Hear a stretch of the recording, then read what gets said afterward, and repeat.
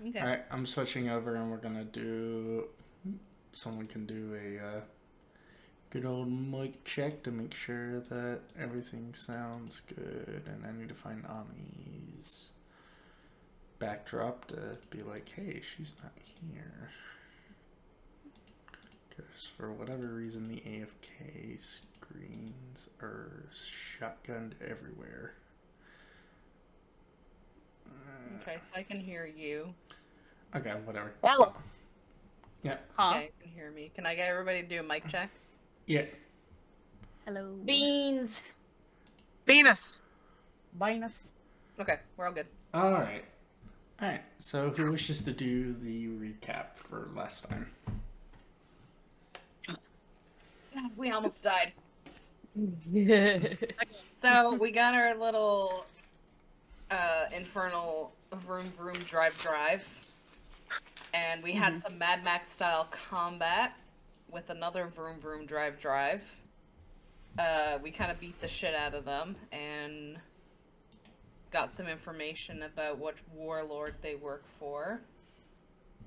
Then we found a little cave to kind of hide out in and repair our machine, but then we got attacked by some fucking hellhounds and almost died.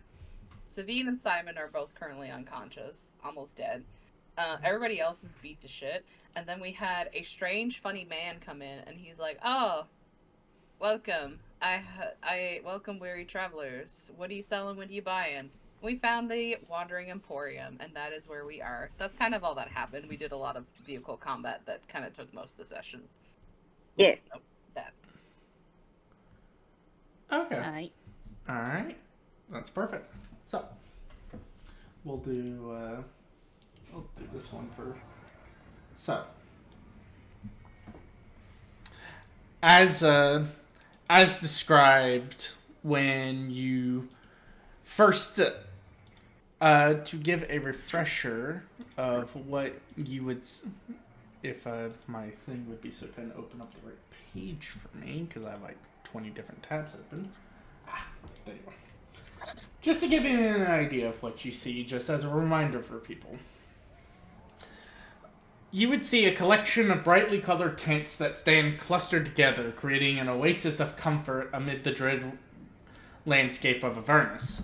Huge infernal war machines form a horseshoe around the tents, with curtains made of small rectangular iron plates and lamps dangling from chains strung between them. Soft living music and wondrous smells drift across the hot winds, inviting for a closer look. As this... Actually, let me change it to this, because this would be more fitting. We'll do a little bit of tavern music, because I feel like that would be very fitting.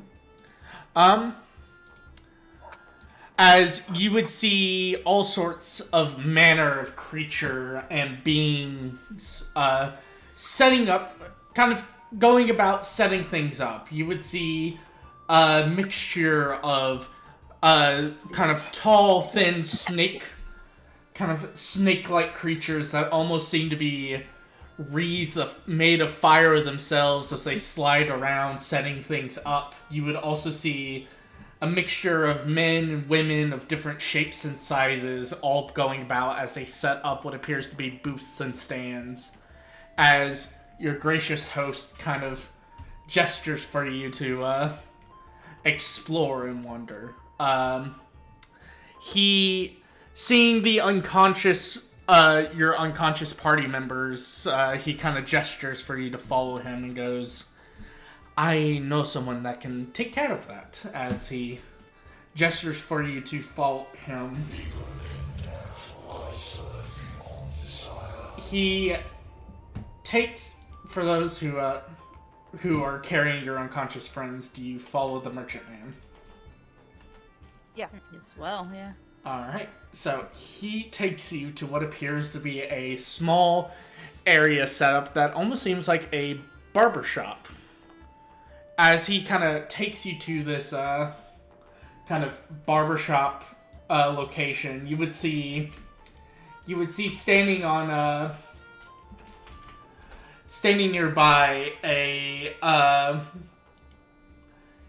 rather pale woman dressed in kind of dressed in typical kind of and very like colorful stock.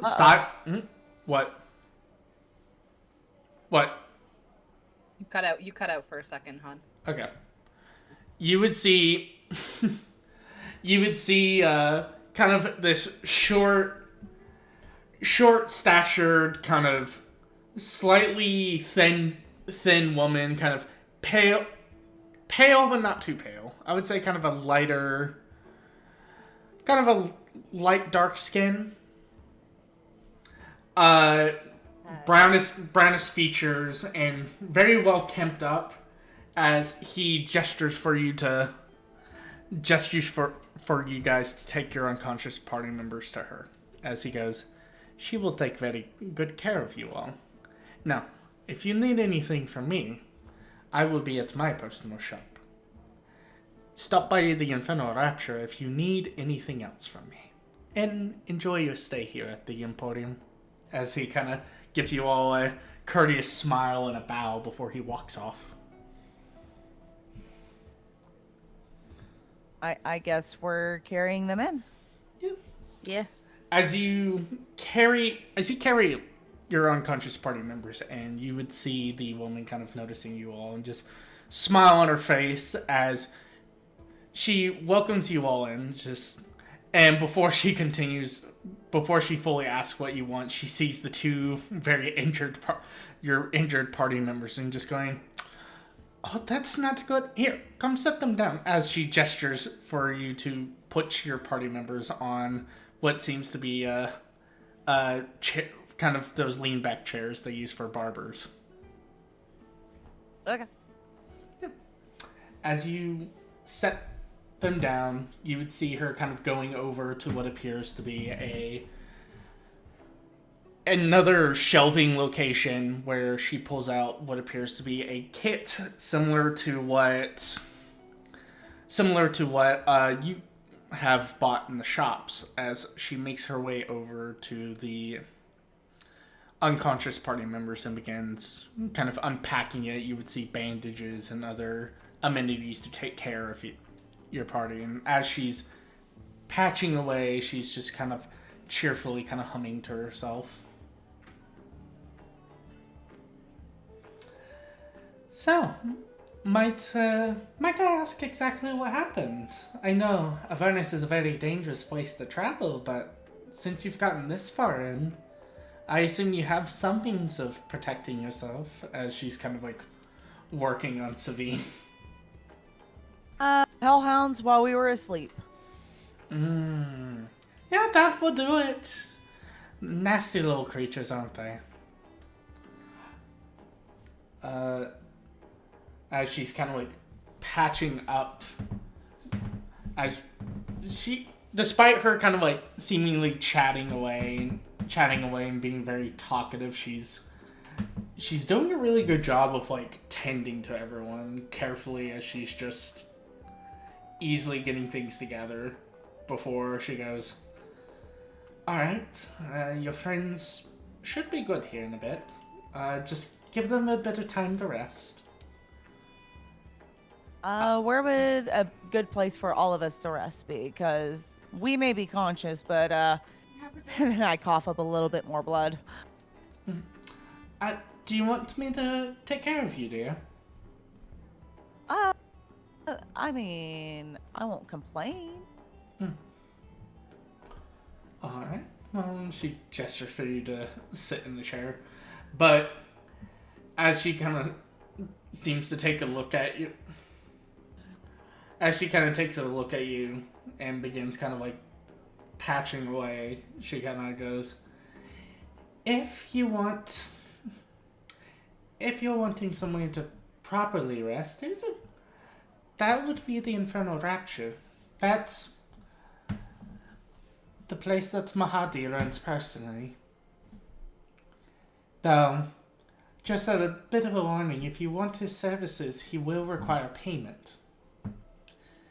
He has he has one rule outside of the no fighting rule that this place that the Emporium has, which it just to let you know, if you do enter and use his services, he's going to ask you to make sure that you pay for whatever you ask for before you leave. A simple transaction I'm sure you'll be able to do, but just as a forewarning, because some people think they can get above Mahadi, but he's a very aware individual. Alright. Otherwise, everything works out pretty fine here. Just mind your debts and make sure you pay before you leave. Mahadi's very aware of those who do not pay the tolls needed for any services that are provided here, and he has very powerful allies.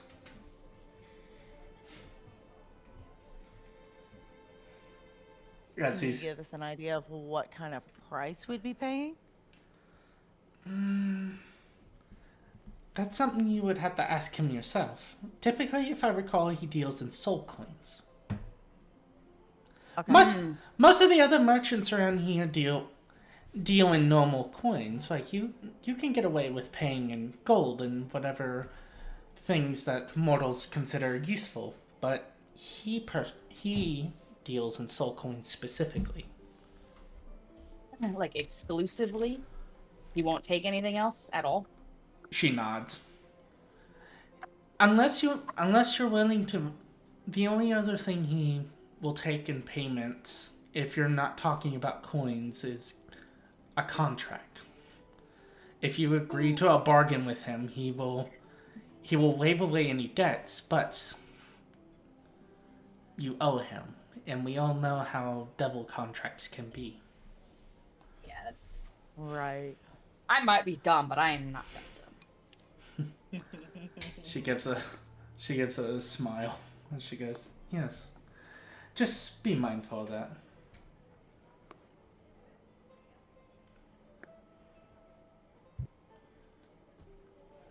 But as she kind of gets done looking,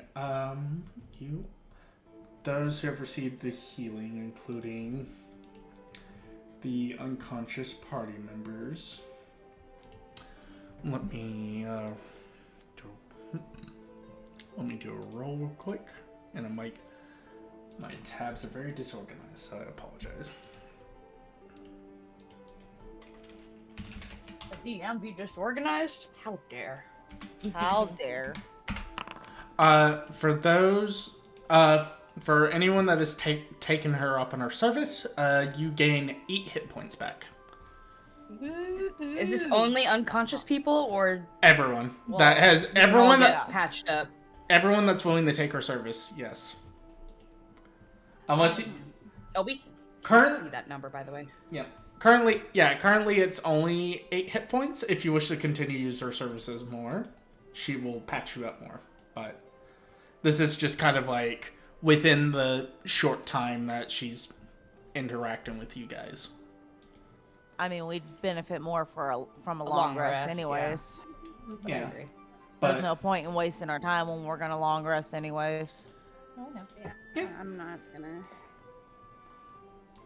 I don't got soul coins for that. I don't... Well, Simon has like 5 or 6, doesn't he? Yeah. yeah. He's got a few on him, yeah. Yeah, Maggie gave you guys some, and Ragnar Draga had 3 on him that I believe the Goliath sister took. looted. Yeah. Yeah. Yeah. Okay. Yeah. So we do have soul coins on us, yeah. Yeah. Yeah.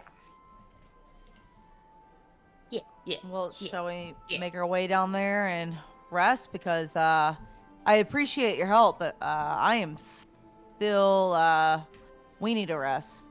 Of course. This was more of a way to make sure you at least can wander around the Emporium a bit. But just be careful, alright? Thank you so much, ma'am. Yeah. Around this point, Savine, as you kind of wake you wake up a little bit. You find yourself suddenly sitting in a strange chair. This dark, kind of pale but palish, dark-skinned woman, kind of looking down at you as she kind of makes sure you don't move too quickly. She's gonna blink a few times. Am I dead? No, dear, you're very much alive, and very much still in Avernus. Oh, I'd rather be dead, I think. I mean, if you died, you just come right back here anyways, probably. No. And she's gonna slowly sit up. Oh. Where are we? We're in a wandering emporium. A what? I don't know. Some strange man came up to us, said he could help us out, and we are in a giant market thing. Are you sure I'm not dead? Yep. I mean, if you're dead, you don't have a very creative imagination of an afterlife. Well, I mean, I think this would be pretty accurate to an afterlife, but anyways. Anna just shrugs. But Right. Let's go rest, ma'am. It's been a pleasure to meet you, and thank you so much for helping us and our friends. of course, you're always more than willing to come back here, even if you don't use my services. I always enjoy a bit of conversation with people. What kind of services do you offer outside of a magic healing touch? Why, I'm a barber. Oh, okay. I can make sure that, well, obviously you have to deal with a bit of the problems with Avernus, and I know a lot of people don't think of personal hygiene while down here, and I figured offer a little bit of assistance with that. After all, we can't all look terrible in here. She kind of gives a bit of a soft laugh. Well, I didn't think the devils and demons really cared about their appearances, but alright. You would be surprised. After all, there's not just merely devils that reside in Avernus. Quite a few mortals pass through, such as yourselves. And if I heard correctly, a recent city has shown up, if the rumors are to be true. Yes, that is why we are here, because that's a lot of our home, and we're trying to get it out. I see. Well, I'm sorry to say, but that would definitely be a very, that would definitely be a very difficult, task from everyone, but I wish you the best of luck. If there's anything I can do to help you out with that outside of conversation, of course, I'll see what I can do. That would be much appreciated. She kind I think we need to go rest, because I hurt everywhere. of course. Yeah. Let's do that. All right. As she kind of thanks you all again. I have a quick question. Okay. What? Just because I didn't get it established, and that's objectively on me.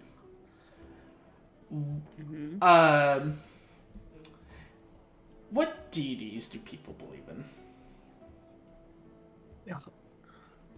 I believe mine is. Leviatar. Well, yeah. I believe mine is Torn? Let me look. Yeah, I think yours is Torm. Yeah, I have to Oh, look. yeah. Yeah, either. mine is Torn. Okay. And yeah, I don't think you had one up listed. I don't think I do, no. You're a godless heathen. I think I'm also a godless heathen because I don't remember Yeah, picking I think. one. Yeah, I I'm don't think you guys unaffiliated. picked. I don't think you guys picked one. Okay, I just wanted to make sure because I noticed that on the notes. Okay.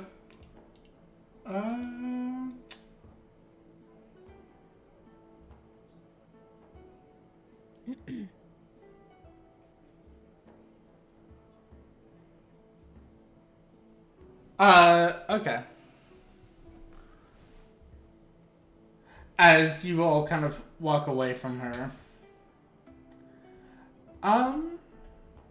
Yeah, as you all walk away from her and just kind of enjoy kind of that pleasant conversation, you would find several shops seemingly set up from around here.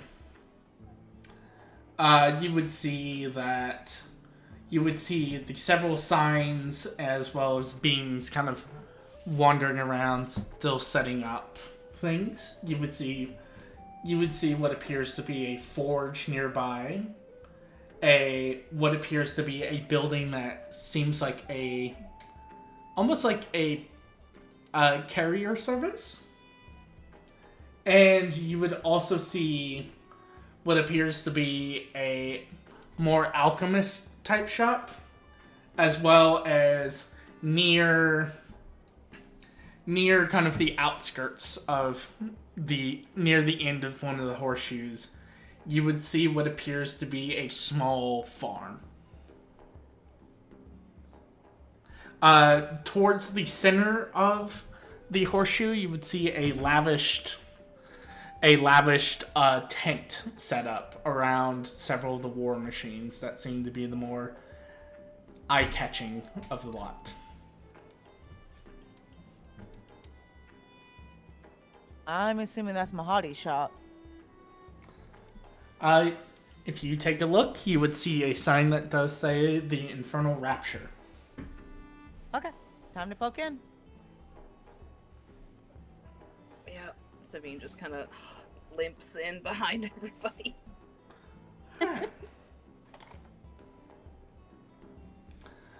Alright, so you enter into this place, and compared to the rest of Avernus, which is this draft, hot, and desolate place, inside it almost feels like you're almost entering into a royal palace. The place is adorned with different fixtures, and almost compared to the outside when you were expecting the inner workings of a tent, you find yourself almost, the floors are not made out of the hot desolate rock of Avernus, but rather almost a pristine marble that you would see in the most decadent of palaces.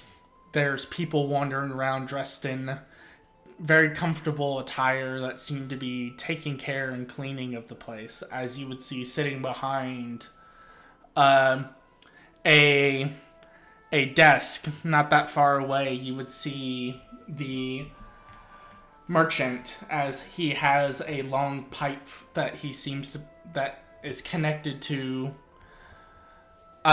basically he is sitting there smoking some hookah. As he sees you all entering in, he kind of taking a blow, as you would see him blowing some smoke out as he gives you all a curt smile as he goes, I figured you would wander around a bit more, but I'm happy to have you here. Now, a bit of formality before exchanges are to be occurred. Remember the rules. No fighting, no spellcasting, no insidious things. As well as a personal addendum for my shop. You pay for everything before you leave the tent. Are we clear on that? Yes, sir. Okay. Now, what can I help you all with today? Well, the Madam Barber did definitely take us from the brink of death, but we feel being able to rest for a little bit at least would definitely help us out when we go back into Avernus to achieve our goals. Ah, so a place to rest and relax. Okay, we can do that for you, of course. Will you be needing any of the other services here in the Infernal Rapture? We have a full course meal we can provide. And we even have a spa if you need a moment to relax and enjoy yourselves. And it's going to kind of turn to the group and be like, well, I mean, we haven't eaten in a while, and, rations are nice. They keep you alive, but I mean, I could go for something other than rations, honestly. Yeah, me too. I could go for a stiff glass of wine or something. Of course. after last time, I kind of. Sabine just turns to Anna. Again, I think if this man wanted to kill us, he would have done so already. Anna, I will trust his wine. I'm in pain. while there is money to be made in death, that is not why I am here. After all, reoccurring customers are hard to keep paying when they're dead, you know. He has a point. yeah. Besides, like I said, I am here for goods and services. Besides, there are plenty of other brutes here in Avernus that can do that. After all, Zariel has that market very much in control. I think providing a more neglected services here in Avernus is something to focus on. That seems to be where all the good commodity comes from. Mm-hmm. But if you're willing to offer the food services, that does include the spa treatments. But if you want anything more exact, you might have to pay more depending on what you want. The spa treatment comes with whatever you wish for, including some other services if you're willing to pay a little extra soaking for them. What kind of other services? A more intimate services, to say? Anna's going to kind of cough at that and turn red. Sabine's gonna nod with a look of understanding as to what type of services he's referring to. They don't have to always go down that route. Some of them, I have the employment of those who can go into your dreams if you wish for something more relaxing. After all, Avernus has a knack for messing with one's head, so a nice relaxing dream might be nice. But if you also desire that too, well, I have a few people that can do that as well for you. Or both. As he kind of shrugs. I mean, I think the bare basics are good, thank you. And she kind of I could be potentially interested in the other treatment as well. Is that so? Mm-hmm.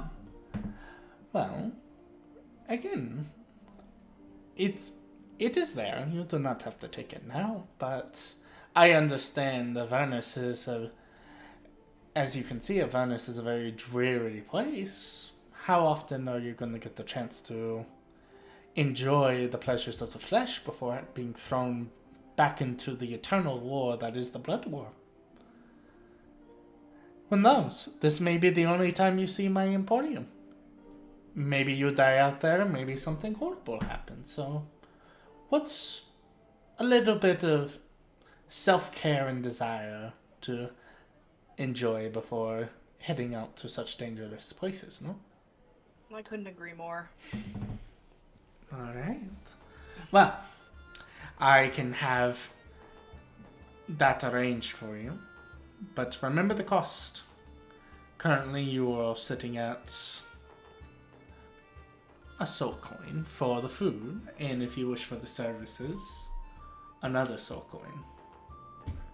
So we're at 2 soul coins right now. That's not bad, actually. Yeah, no, That- that's very reasonable. What a bargain. Mm-hmm. You would be amazed on how hard it is to find soul coins. Well, we just happen to have a handful. Well, if any of you or your friends wish to expand their services, obviously, feel free to ask.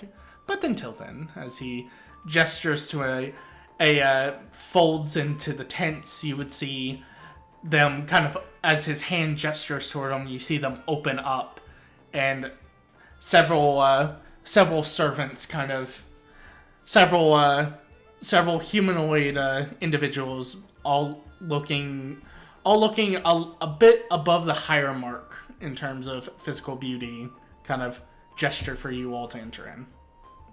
They will take care of you, and if you have any questions or anything, just ask. After all, this place will tend to whatever need your heart and mind desires.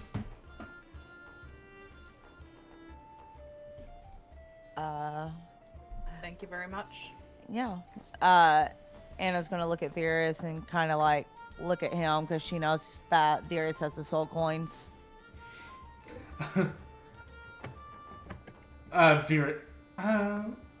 would say, yeah, Virus handing out 2 of the soul coins as he kind of takes it from her hand. Thank you for your patronage, and enjoy yourselves. Before a long rest, a spa treatment doesn't sound like the worst. As she kind of looks at everybody still beat red. Yeah, spa treatment and another type of treatment could help with the long rest, in my opinion. Another type of treatment? Did you hire a hooker while I was away? I went to the kitchen for 3 minutes. Maybe. So we are going to a spa that offers many services. Happy endings, right? Yep, happy endings. You Yep. pay extra for those, but yeah. Yep. Did you pay extra for it? Oh, yes. Anna, You still beat red, absolute- is going to kind of lean into Savine and be like, so is this an awkward time to tell you that I've never experienced those kind of services? I mean, there's a first time for everything. Is Avernus really the best place for that, though? I mean, we might die tomorrow. I almost died earlier, so why not live a little bit, Anna? I mean, and she kind of like shifts uncomfortably. I've never considered those kind of services. I don't even know what to expect. Well, they can teach you. They're very good. You just need to find someone that's a very good teacher. Anna's going to look at the servants and look at Savine and just kind of look down with her face turning completely red. You can't even tell she's a drow anymore. I had an excellent teacher. Anyways, shall we? Anna's going to slowly shuffle in, looking down. Alright. As you all enter in, the curtains closing behind you all as the several people kind of follow you in, and for those who are looking to just rest and relax, you find that once the curtain closes behind you all, you're all shifted to what appears to be different locations. For those who are generally looking to just relax in a more commonplace, you would find that instead of it being a bedroom, it is a room full of like lounging pillows and other areas for you to just sit down and enjoy yourselves in. The area is filled with different means of enjoyment, whether it be food or, again, like the D&D equivalent of like hookah and a few of the servants seemingly on standby for whatever you wish and want. For those who are going to the spa, you would find kind of a typical like spa setup, some chairs and whatnot, where depending on the service, where the spa offers the general kind of basic amenities for taking care of, such as body, foot, and hand treatments, little massage therapy, general skincare, grooming, and spa baths if you wish to choose, though. But Savine would get teleported, kind of similar to one of those rooms, but there would be a few extra people waiting for her to pick on what she wishes to occur. And we'll kind of leave that vague for reasons.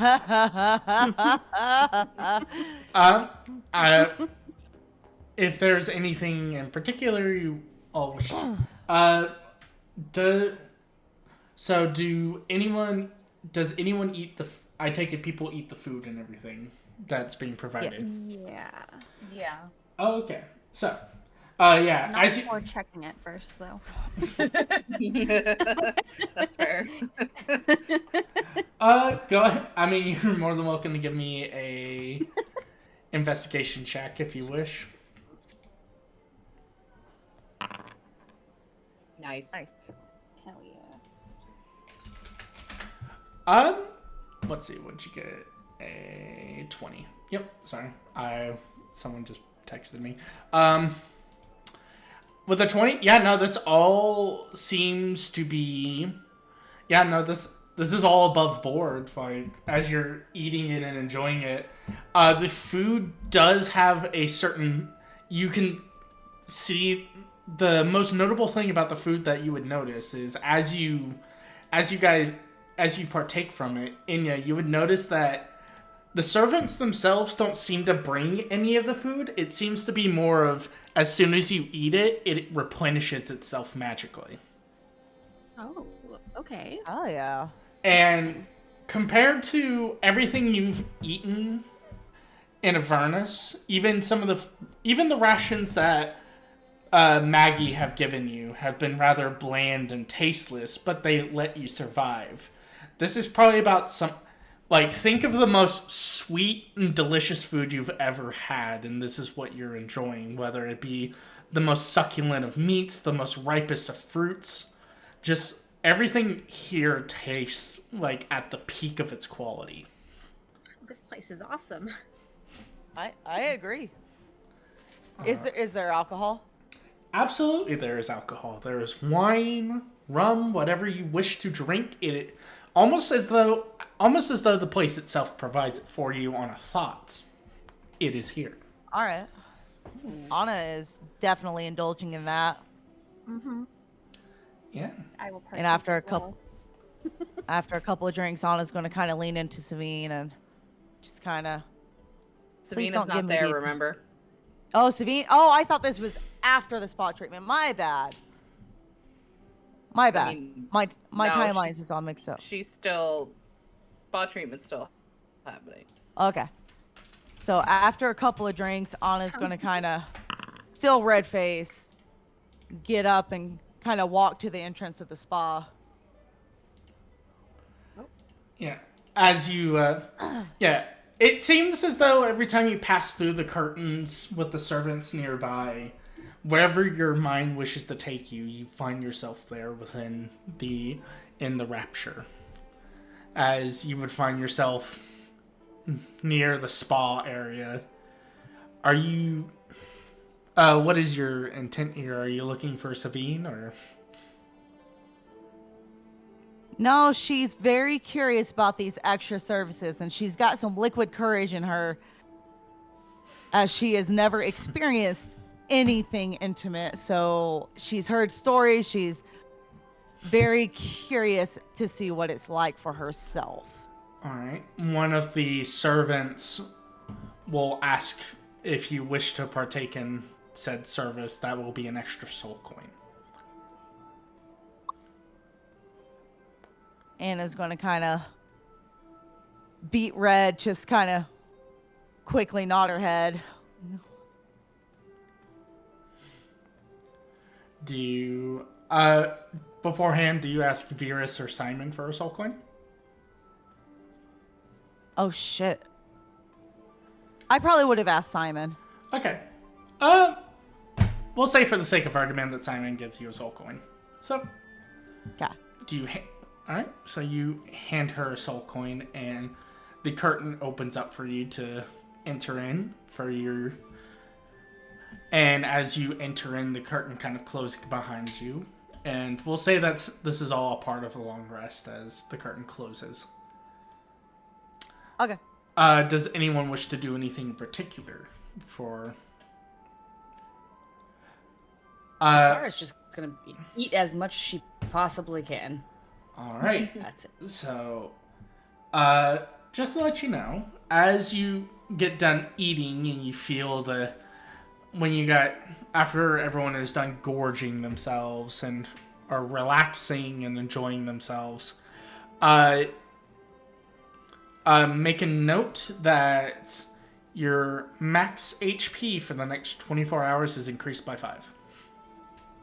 Ooh, okay.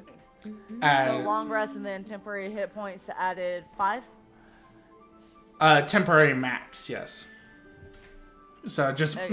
make a note just make a note you have 5 extra hit points for the next 24 hours. Okay. Because as if you guys are under basically you guys are enjoying the same effects as if you were consuming a hero's feast. Nice.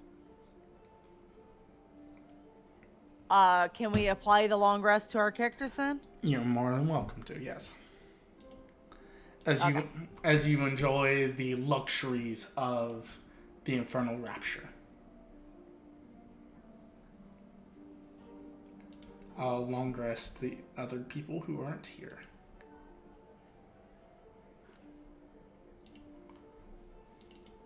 Anna finally became an adult. Jesus.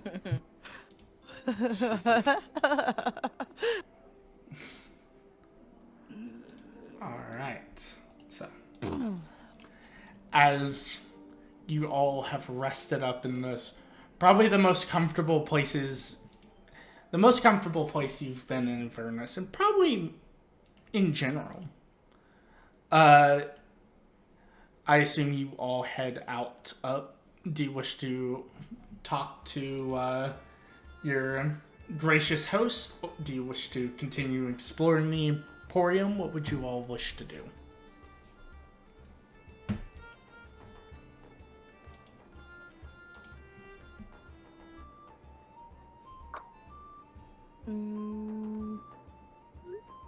I say probably... I mean, I feel like exploring the Emporium a little bit. I don't know about everybody else. I mean, I definitely want to thank Mahadi, and then, yeah, exploring sounds fun. He gives you all a courteous bow as he goes, "Of course. Thank you for the generous payments, and enjoy yourself within the safety of the Emporium." As you head out of the Infernal Rapture, like I said, you would see the forge, the barbershop, what appears to be a carrier service, a small alchemy shop, and towards the edge of the curve, you would see what appears to be a farm of sorts.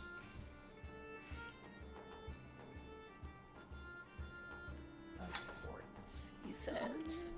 Can I check out the farm? That sounds fun.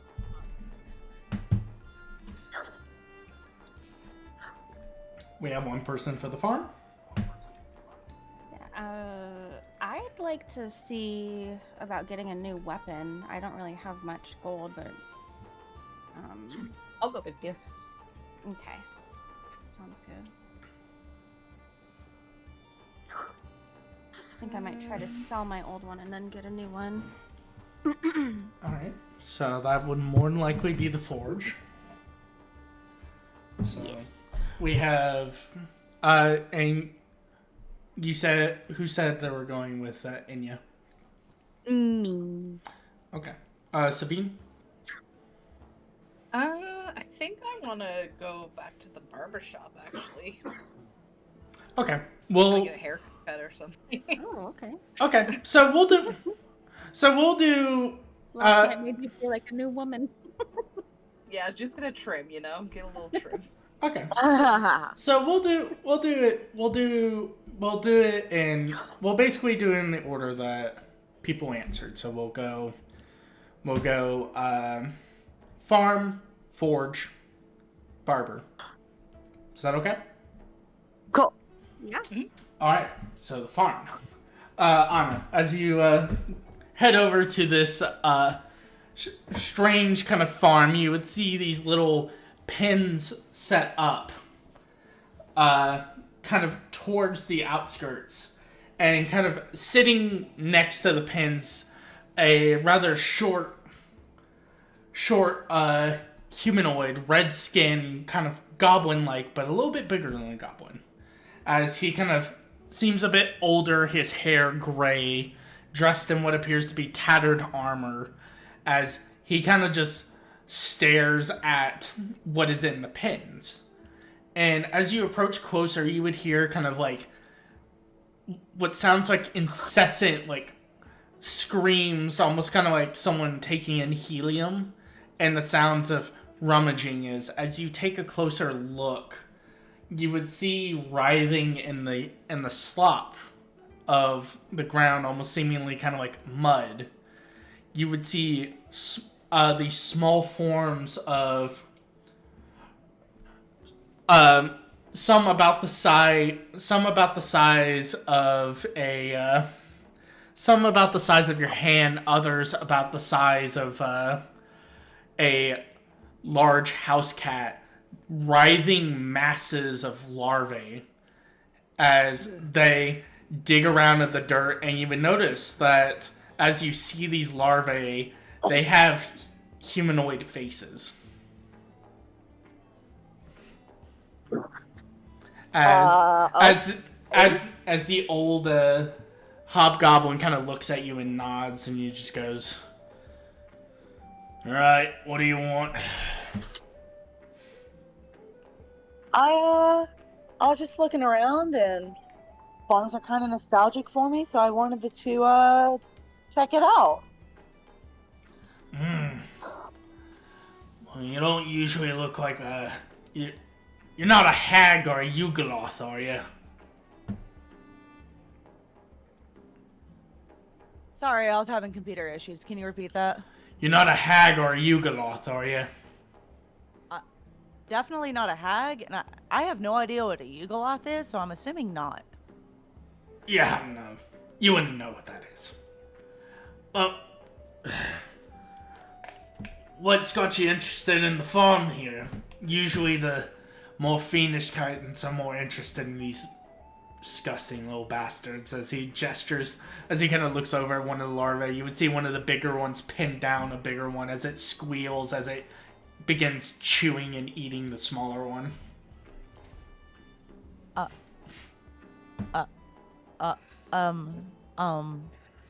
She takes a minute to compose herself, and as macabre as this is, as I said, farms give me a sense of nostalgia. You see, my grandfather ran a farm, and I haven't seen him in a long time, and I was just wanting to see, would you like any assistance today? Just kind of helps me get my mental focus back after the trying journey we've had so far.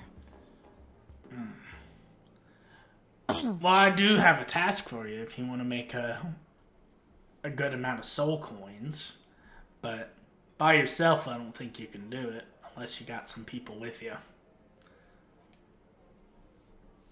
I'm curious. I'm gonna be blunt with you. I'm not happy here.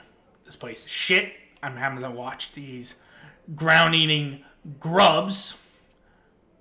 By the way, your family member, he wasn't a bastard, was he? No. Okay, well, good. He's probably not one of these little fuckers. Anyway, if you and your friends are interested in making some real soul coins, I got 9 of them in my pocket here. Won't be easy, but I'll make it worth your while. Okay. Kind of. To make a long story short, I don't need to give you any details. I need you to kill Mahade for me. Ah. I don't need to tell you any details. I don't have any interest in explaining it.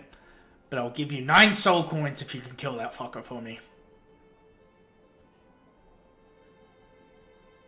Let me talk with my friends and see what they have to say. So I'm not giving you a definitive answer, but I will definitely keep the offer in the back of my head. Alright. Well, keep it in the back of your head. Otherwise, if you know any hags or Yugoloths, or if you're a weird sick fuck, soul coin for a larva. I'm definitely good on that. Don't you worry about that. And she kind of makes a disgusted face at the creatures. Well, I'm going to be off to find my friends. Thank you for your offer and for the conversation. And she kind of turns back at the larvae and pauses for a solid few seconds. Enlightenment.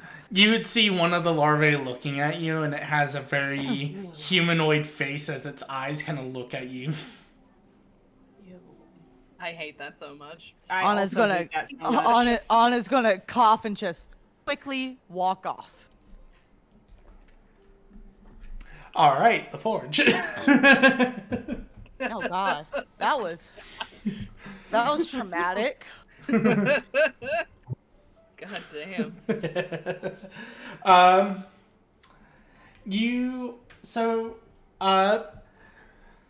So Inya and Visara, you approach the forge, and you would see kind of going away at hammering away at what appears to be infernal iron. You would see suits of animated armor as they seem to be forging away, a few of them working on one of the caravan's war machines. You would also see small little flaming spirits. They look like imps, but internally burning, running around as they are kind of cackling amongst each other like crazed goblin children as they kind of pass by, a few of them lighting the forges, one of them occasionally throwing a bolt of fire at the other one as they giggle and laugh at each other. You would see these large sort of fire kind of slim, some of the large slim figures you saw setting up kind of dwarfing over everyone. They almost seem like they're snake-like in appearance.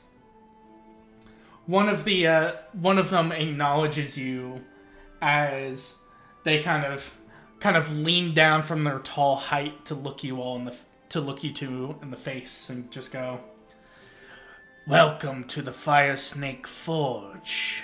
How can I help you?" Thanks. She kind of looks over at the imps and says, "Nice place you got here. I am looking to buy a new rapier, and I'm hoping you have something for me." So he kind of takes his kind of from my old one. Yeah, he takes it with his hand, and you would, as soon as his hand touches it, you would feel kind of the heat radiating from him as though he's almost like a walking bonfire.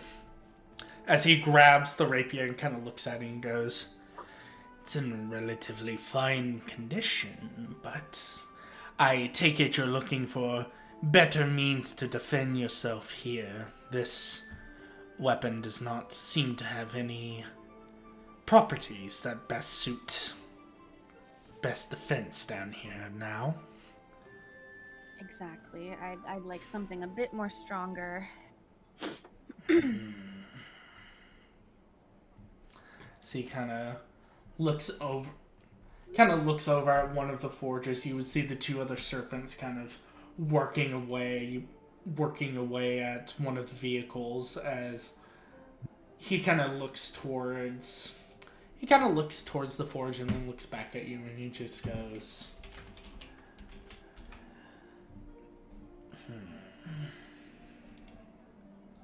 I believe if you would like to not, if you simply wish not to give up your weapon, I can perhaps look towards making it to where it can harm infernal beings down here. Or I can see if I have a spare rapier, but it will cost you. Sure. What's the price? So he kind of seems to hum and haw for a moment as one of the little creatures kind of throws a bolt of fire at him. You see his form just kind of absorb it as he just kind of looks over at the creature as it kind of cackles maniacally.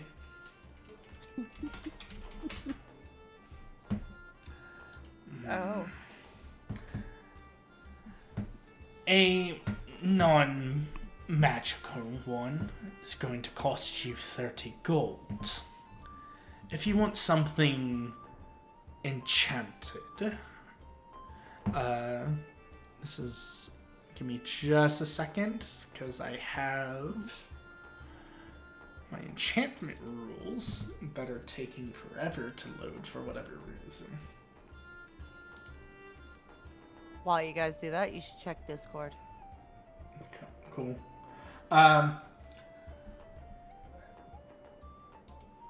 700 gold for a +1. Ew, I hate it. How much would it be? Is it possible to enchant our current weapon?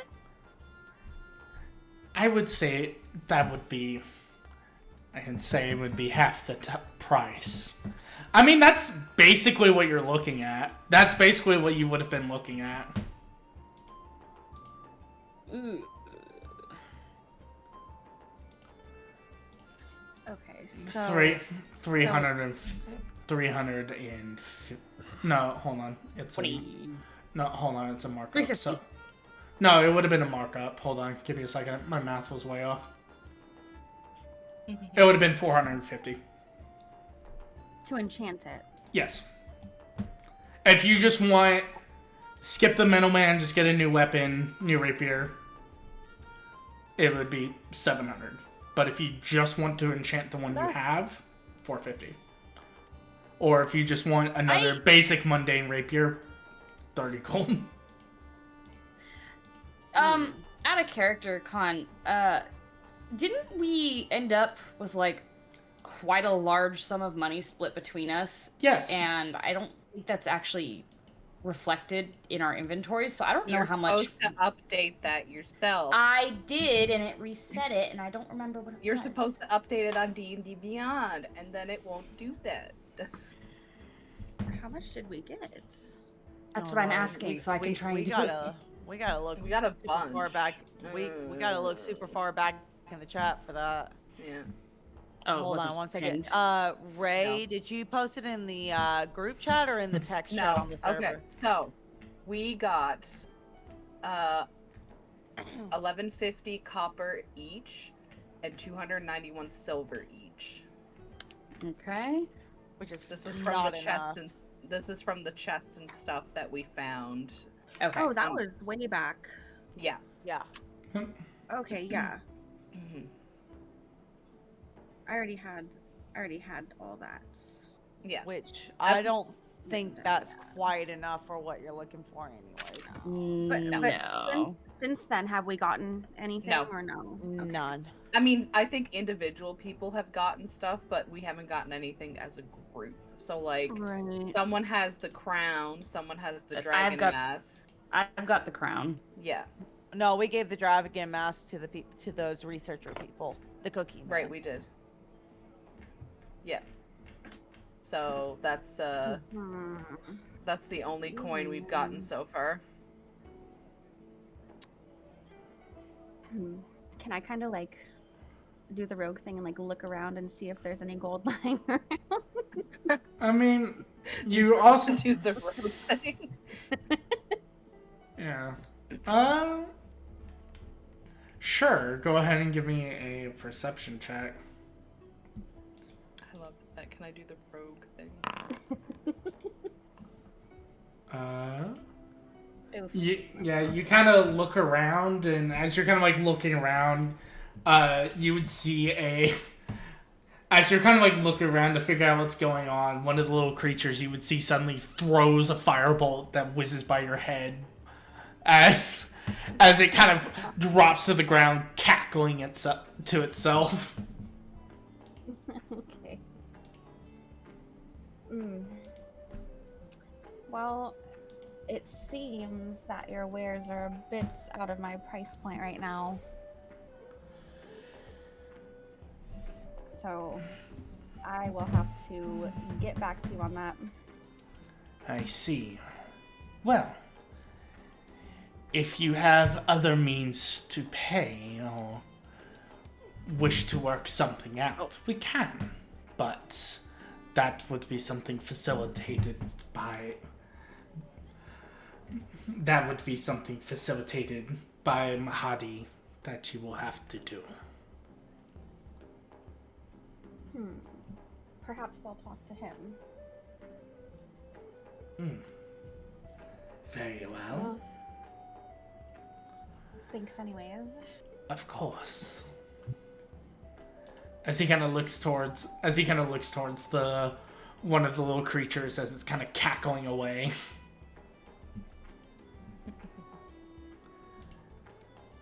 Can I go like pickpocket people outside? You're not gonna come up with 700 gold. No, you're not. Just saying, like, go I work don't know the corner what's for a lying while. You know what? Sure. Go ahead and give me a sleight of hand check.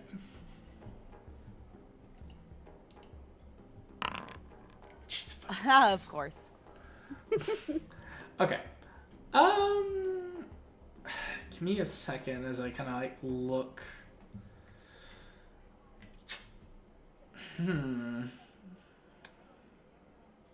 Are you targeting specifically the vendors, or are you looking for just like random schmucks that are just wandering?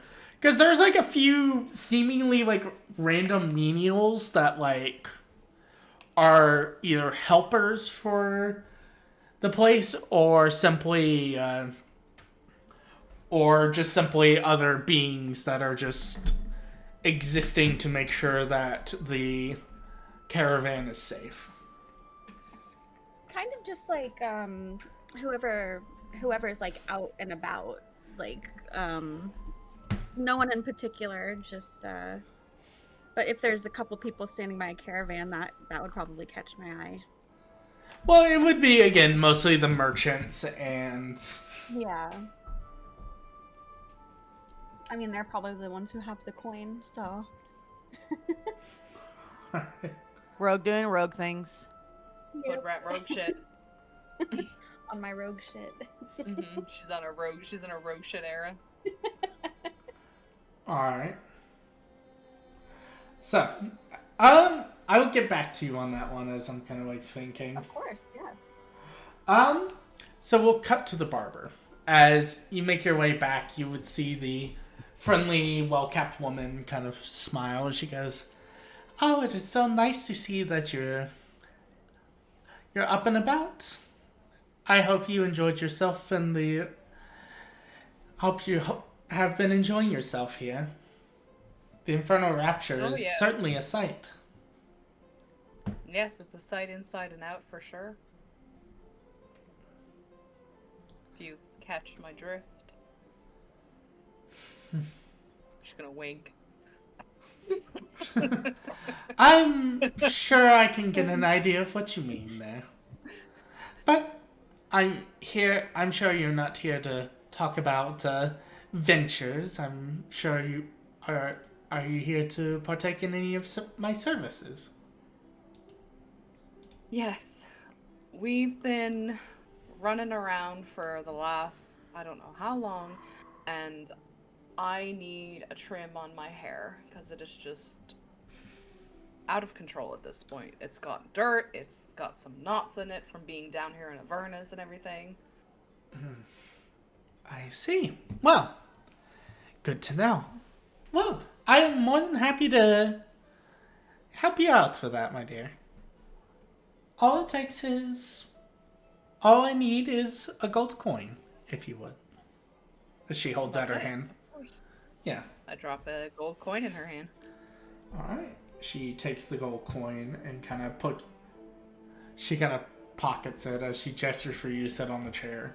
And as she is kind of taking care of you, she talks to you about just different things, and every now and then you would see that she enjoys the conversations with you, as she kind of seems to be a very chatty woman. She talks about just about anything with you, and every now and then she seems to throw in an analog or a story about something. And something that you would pick up fairly quickly is the stories that she tells always seem to end with some sort of moral or lesson to them. Almost kind of like a doting mother giving their child like life advice, but in a more kind of friendly, kind of like word of advice type person. Okay. And as she's kind of taking care of you and whatnot, you actually go ahead and give me a insight check, if you would.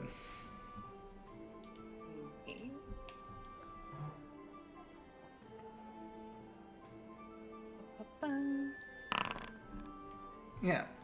You would see, as the grooming and everything kind of goes on, and she's talking and communicating, one thing that catches your attention the most is, even while she's talking to you and conversing with you, the one thing you would notice is a lot of her stories pertain to the dangers of dealing with things you don't understand. And when she ends the stories, you would notice her eyes kind of gleaming over the mark on your neck, as there seems to be a look of recognition on her face, but she very much doesn't seem to want to broach the topic directly. After a few times of seeing that, she's like, alright, you can ask about the mark. I'm very familiar with such a mark, and I'm quite curious what you have done to anger the Tyrant Queen herself.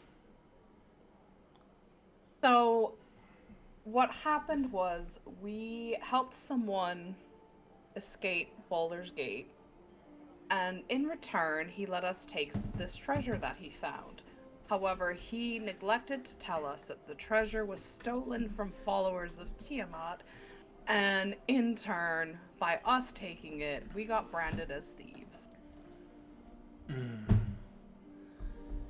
play a very dangerous game to be down here in Avernus with a mark like that. Tiamat's demons and followers would get a hefty blessing for someone that is marked specifically by the Tyrant Queen herself.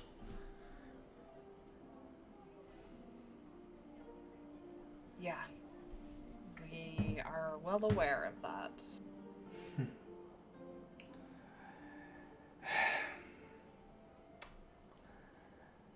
You haven't come across any Abishai or anything along those lines, have you? Would I know what an Abishai is? That would be an Arcana check. Okay. Nope. You have never heard of that term in your entire life. She's gonna shake her head no. Well, if you do see the servants of Tiamat and they see that mark, it doesn't matter what the case may be, they will try to kill you. and that includes any other of the dragonoid species that align themselves. I wish I can offer you more help than that, but I would just advise caution.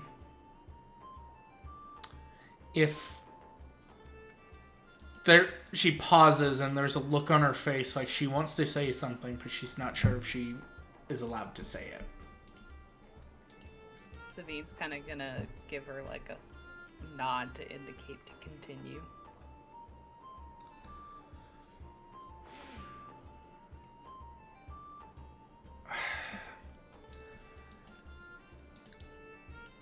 I want you to make I want you to make a promise to me.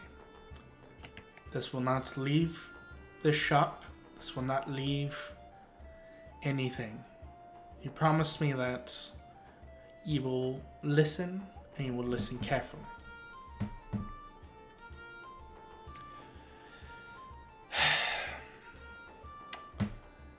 I'm here at the Emporium at a behest from my god to make sure that the followers of Tiamat keep themselves under control. And if the rumors I've heard are correct, they're planning something vile down here.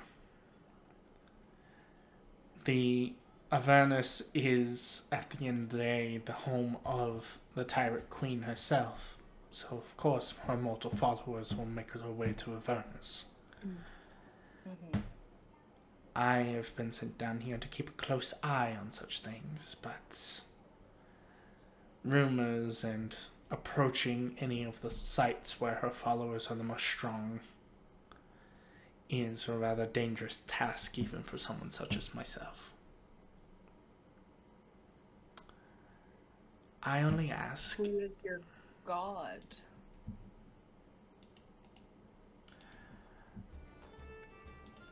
The Platinum Dragon, Bahamut.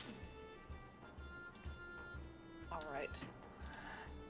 As you kind of look at her and she's looking you in the eyes, just for the briefest of moments, you see the slits in her eyes more lizard-like for just the briefest of moments before going back to human.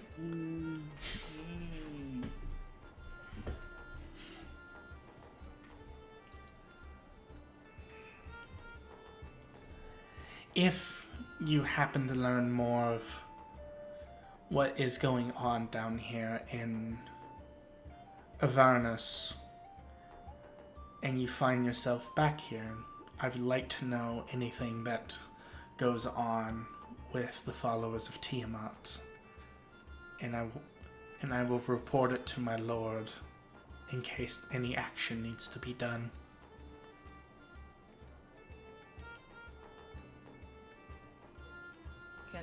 I can do that.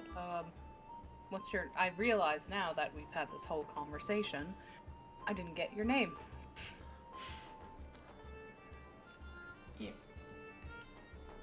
You can refer to me as Bernie. Okay.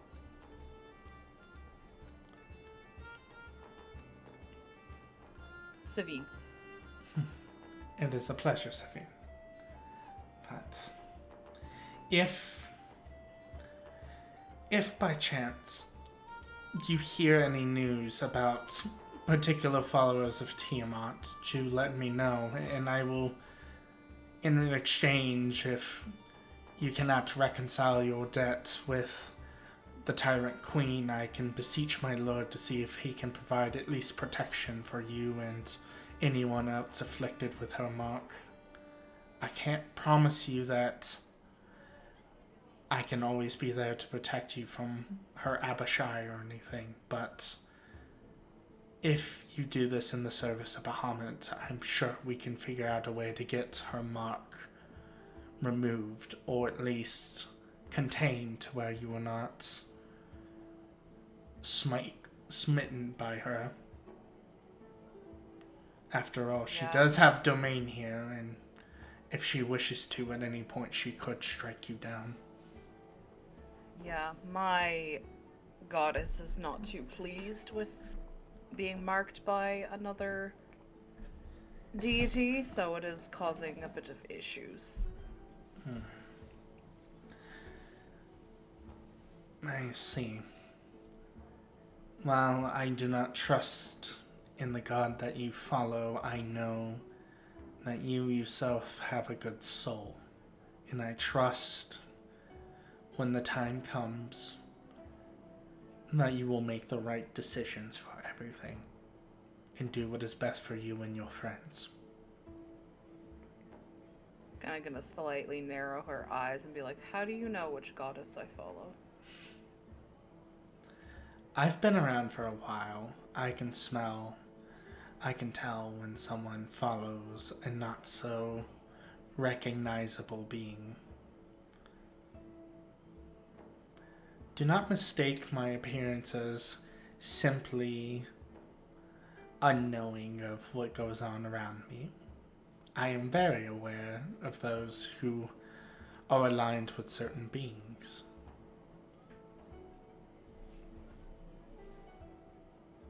I've been around for quite a while. I mean,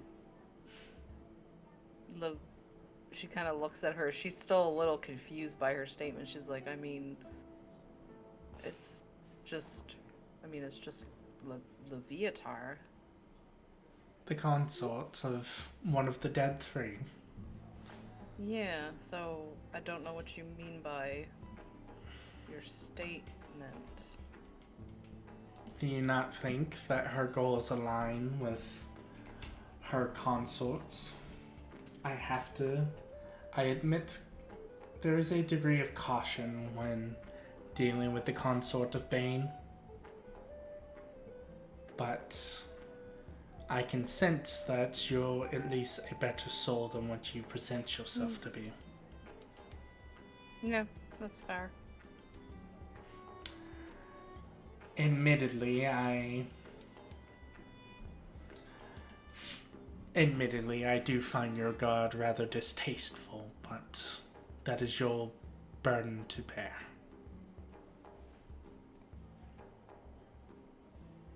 I know, she's not very well received. Even in Elturel, she wasn't well received.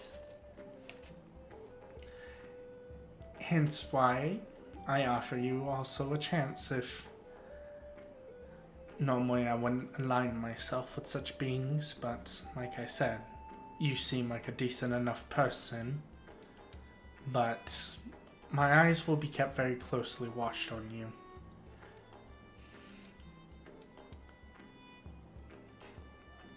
Alright, yeah. If we hear anything, I can definitely let you know. We haven't really run into any followers or demons of Tiamat, just a lot of random devils. Saw some of the Blood Wars, which, yeah.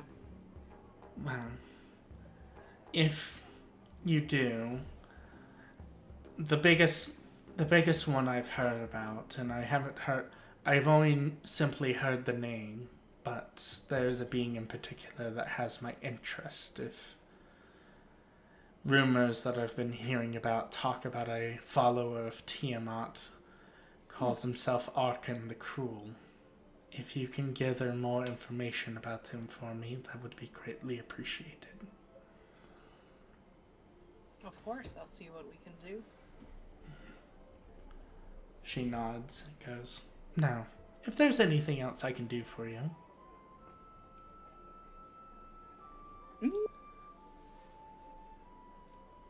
No, I think that's it, honestly. And she kind of looks at her hair. I'm assuming there's like some sort of reflecting surface that she can look at her hair in. Oh yeah, no, she holds up a mirror for you to look at. She's like, I feel so much better now that all these knots and everything are out of my hair. Well, I'm glad I could provide a service, and you enjoy yourself and remember what we talked about. Of course. Thank you, Bernie. as you step away from her,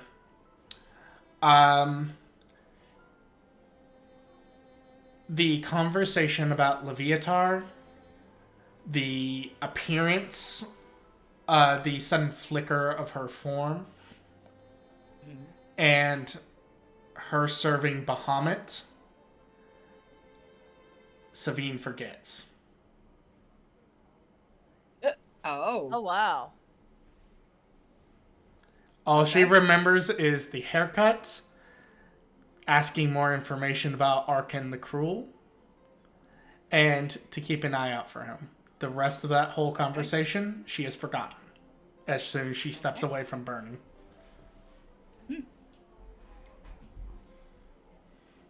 All right. Right. Enya, I will say for the really good roll, we'll... trying to think of how I want to do this.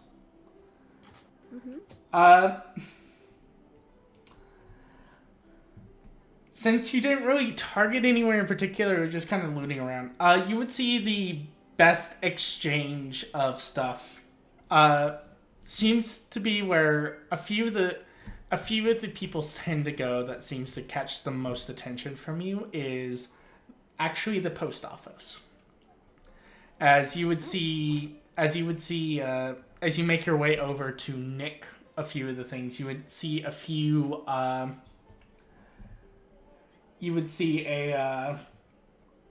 large kind of rotund, this kind of large, almost fetid creature, kind of looking like a bloated man with bat-like features, like bat nose and short shriveled wings and green greasy skin, as he seems to be taking a few gems from one of the people, and in exchange gives them a few soul coins. As you would see him materialize an imp that grabs a hold of a few of the material, seems to take a message from someone and fly off. You sneak up upon this creature, and you would see his pockets are full and lined with gold. You will take... I would say you can... With a 26, I would say you can easily snatch away... I would say snatch away 300 gold. Okay. Yeah. You can try, if you wish to push your luck, you can try it again, but there is a chance for him to notice you. Ooh, okay.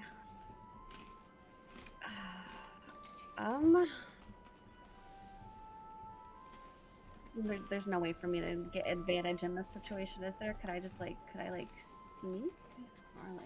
I'm well, sleight of hand, you're already kind of doing it. This is just more so. Yeah.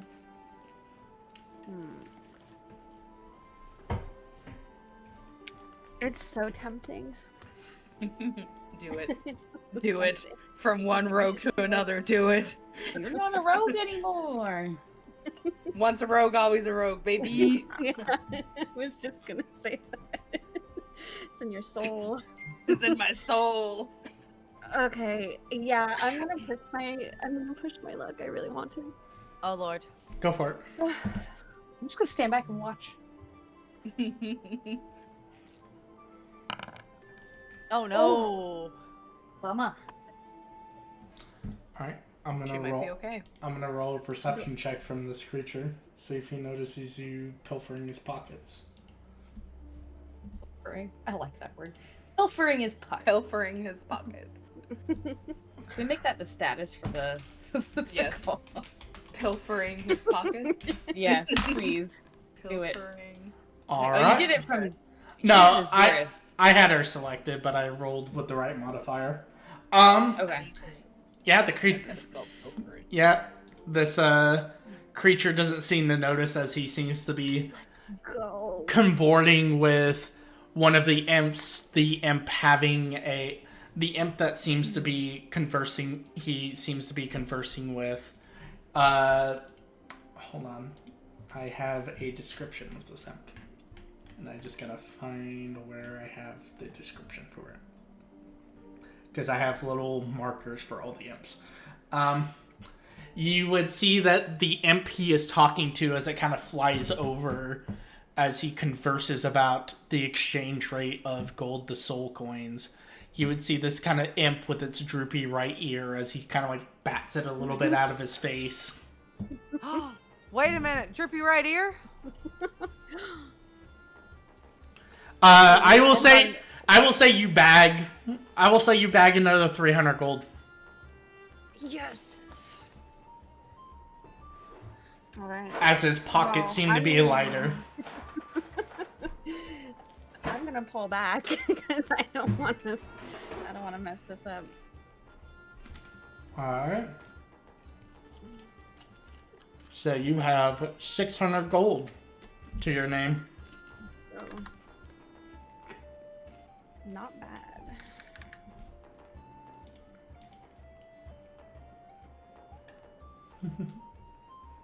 So, All right. I assume you all kind of reconvene a little bit. Yeah. Just out of curiosity, because you said the droopy right ear, I am now curious. Would I notice this imp as I am walking back to the group? Well, this kind of all happens at the post office. So, unless you guys want to go to the post office. Oh, it's all happening. It's all happening at the same time too, isn't it? And you said Yes. he flew away. Yep. Okay, never mind. Because there's Well- no chance in hell I'm going to notice that then. Well, he didn't fly away yet. He's talking to this demon. Like, Would everyone's... I be walking by the post office as I meet back to the placey place? Not directly by it. Like, Okay. so... Never mind. I'm not going to metagame this then. Yeah. Yeah. So I assume you all reconvene kind of outside of, kind of towards the center of the horseshoe, or would you have set a different location for you guys to reconvene yet? Probably the center of the horseshoe, just because that would be the easiest place to remember. Yeah, probably. Okay. All right. As you reconvene there, I'm gonna go pee while you guys have the conversation.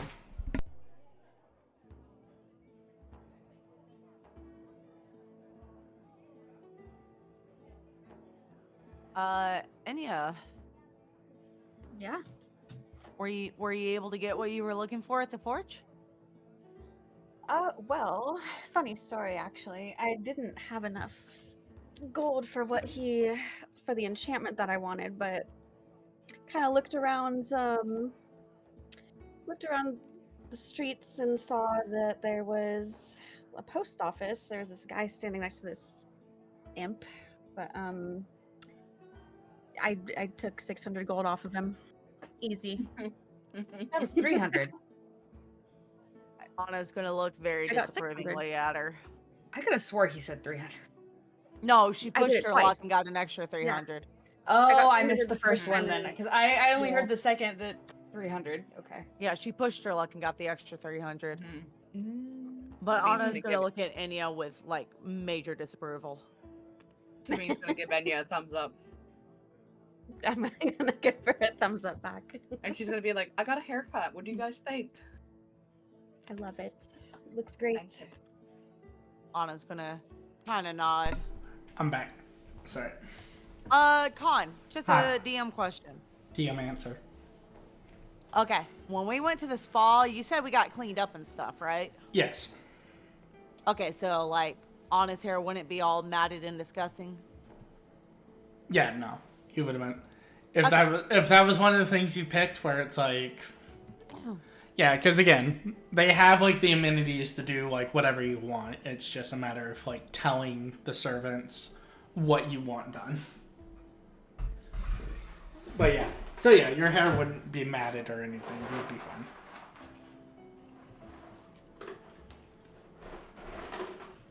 All right, good to know. Yeah. Everyone. So never mind. Yeah, everyone's all cleaned up and good to go. Right. So, did you guys? You said you went to the farm. How was that? Anna's gonna kind of get a little green in the face. It was let's not ever go back there. Not bad. But there are some disgusting things in Avernus. I mean, And pro tip, I guess bastards have a very, very bad fate here. huh? But, All but- right. but yeah, so looked around and quickly left when I saw what they were farming. So were they farming like imps or something? Yeah. No. You would not be able to imagine what they were farming. It was something I never thought I would see in my life. Well, describe it to us in excruciating detail. Anna's going to stare at Savine for a hot second and kind of take a deep breath. Larvae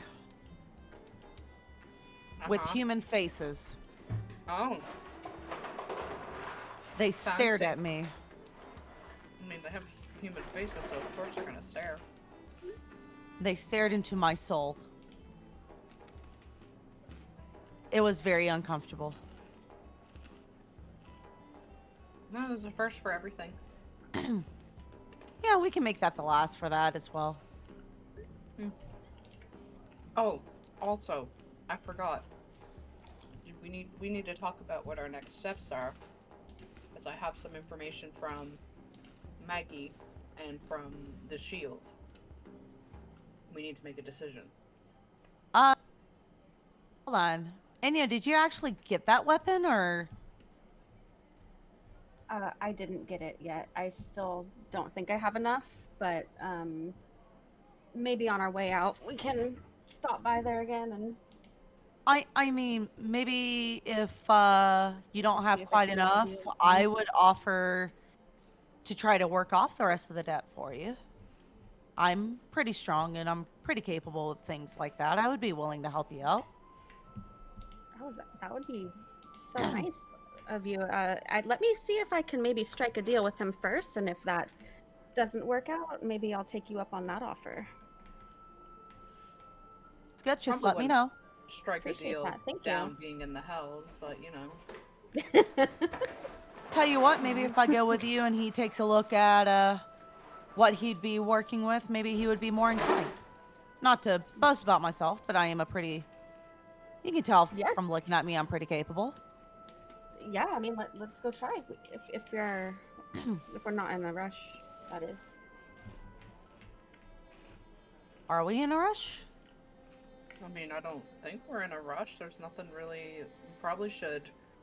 I guess Simon's probably working on the our machine, to fix that up. Yeah, we smash cut to him and Lulu kind of by the war machine. A few of the small little flaming imp creatures throwing the occasional fireball at him and Lulu. And Lulu's like, "This is fun." Yeah, just like, oh. Yeah. Yeah. I mean, I don't think we're in a rush to go anywhere. Though I am kind of curious about these human face larvae. Yeah, that's definitely something I think we should check out. I mean, Doesn't sound like anything I've ever heard before. I definitely would not recommend it, but I'm not gonna like basically hold you guys back. You guys are free-willed people. Can I insight check Anna to see if, because she seems to be acting a little sus. Sure. Okay. Human face larva. What do Um, I Just roll sounds against disgusting. persuasion or deception. Okay. Aw, shit. You can tell there is definitely information on it is not providing. She's gonna walk closer to her and be like, "So, What's the real reason you don't want to go back to the farm minus the human face larva? Anna's gonna just kind of stare at Savine and kind of. You can tell she's trying to pick her words very carefully without lying because she knows you're seeing right through her. I was made an offer that I do not think we could follow through with, and I don't know how to approach him saying no. What was the offer? You know, the gentleman that just took care of us, and she gets bright red a little bit many ways. Mm-hmm. Sabine gives her a knowing, fly smirk. Anna kind of turns her eyes away as she finishes. This farmer wants us to kill him. He wants us to kill him. Yeah. Huh. Did you say why? No, he said he wasn't going to bother with the details.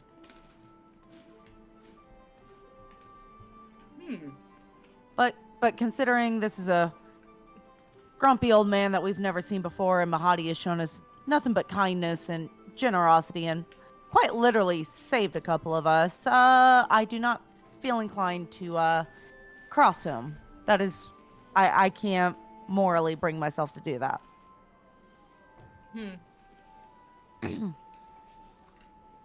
Interesting.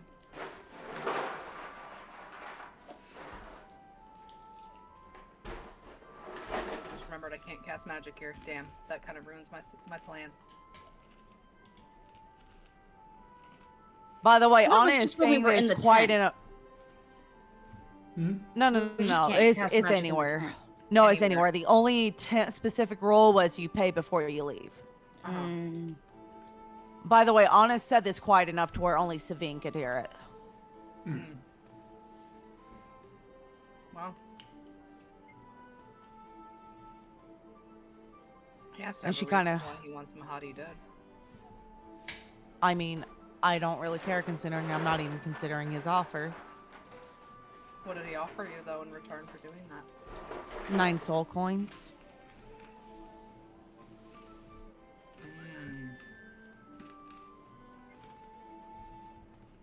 Kind of just nods.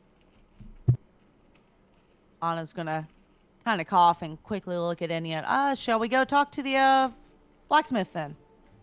Yeah, let's go. And Anna's gonna quickly step away from Savine and grab Enya's hand and start walking off. So, as you make your way over to the blacksmith again, you would see the few creatures kind of chuckling away as they're working. One of the large, kind of snake-like fire creatures, kind of seeing you approach again, goes, "Welcome back. I assume you've acquired funds or discussed a deal with Mahadri." Yeah, so I think I'm able to. First off, what exactly does this enchantment, the enchantment you mentioned earlier, what will that do for my weapon? If you don't mind. If you wish for a basic enchantment, it will allow your weapon to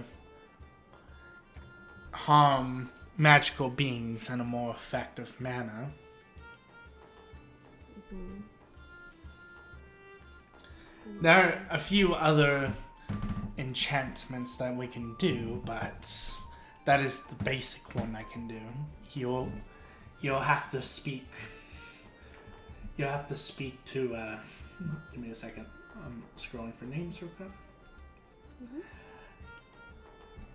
If you want something more elaborate, I would suggest speaking to Eliak, as he points over to the alchemist shop, where you would see a kind of man standing there, seemingly kind of sorting through vials. Okay. And just not talking to him, but is there any way that I can like haggle with him to try to get him to bring the price down? Sure. How are you wanting to haggle with him? I don't know. I don't really have anything to offer. That's the problem. You just brought some leverage with you. True. Could offer your services if he needs something done. Oh yeah. Okay, how about that then? That seems like a good option right now, actually. Here, I'll show you kind of what the serpent person you're talking to looks like. Kind of like that. Interesting. Oh, whoa.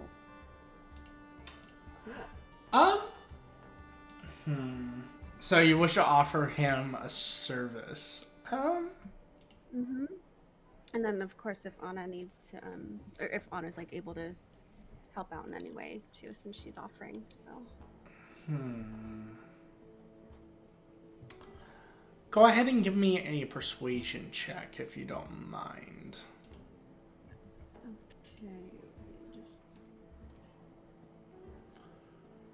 Okay. Ooh. Okay. Ooh. Oh God. Stinky. You see him kind of shake his head as he goes, "We do not have any needs for services that you can provide. You don't seem adept with the forge or provide anything of note. Your money will do just fine. No need to offer your services to us."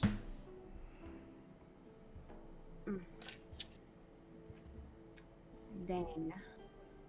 I was gonna look down a little disappointed. Yeah. Well, I have 600 gold right now to my name.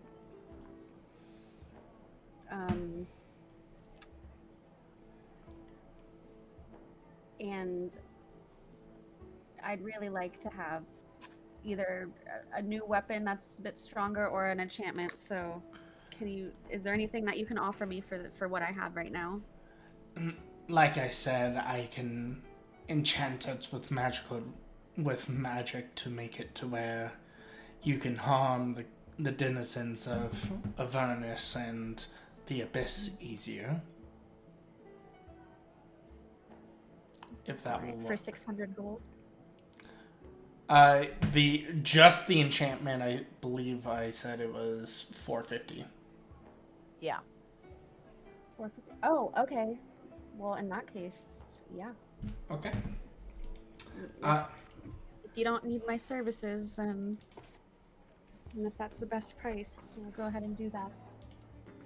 As you, he extends his hand out for your rapier. As you pay him the gold, you see two other large infernal beings make their way over as they stick the rapier into the forge, kind of similar to what you saw Maggie do with the dual blade scimitar. You watch as they stick it in there, and then for the briefest of moments, you see them pulling it out with a burning hot as the animated armor kind of makes its way over and kind of begins hammering away. And as it hammers away, instead of the glowing, glistening sparks of flame, you would see that bits of magic seem to emanate every time they slam the hammer in. You would see bits of purple and fire, but also a bit of ice kind of shoot out as it seems to not only cool while it's worked, as one of the creatures hold on to it, keeping it that consistent glow. Until eventually you see it eventually hammer away, and your rapier, once kind of shining metal, you would see bits of it kind of, you would see especially most of the shaft of the weapon, the blade mostly tipped with what appears to be cold infernal iron as he hands it back to you. Anya kind of like Go ahead. looks at it. Oh, I was just gonna say she like holds it out and like kind of looks at it and thanks him for the services. Mm-hmm.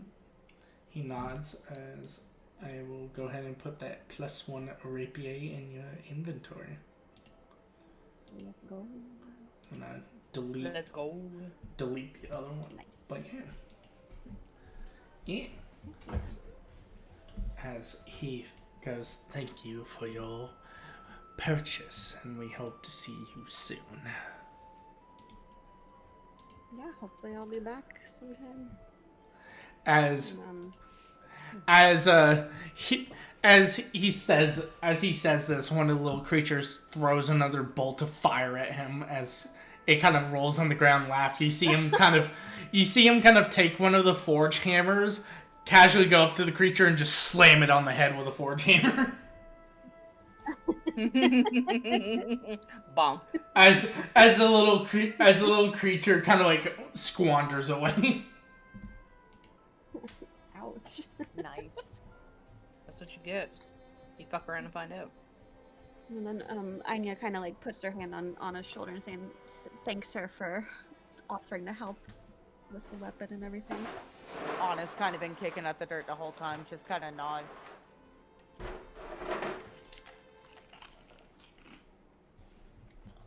All right. Where would you all? Is there anywhere else you wish to explore in the Imperium, or any conversations that wish to be had? I actually want to go visit Bernie. She was so nice to us. I want to be helpful with her if I can. She, what are you asking to help her with? If she needs any like menial work done around her shop or anything like that.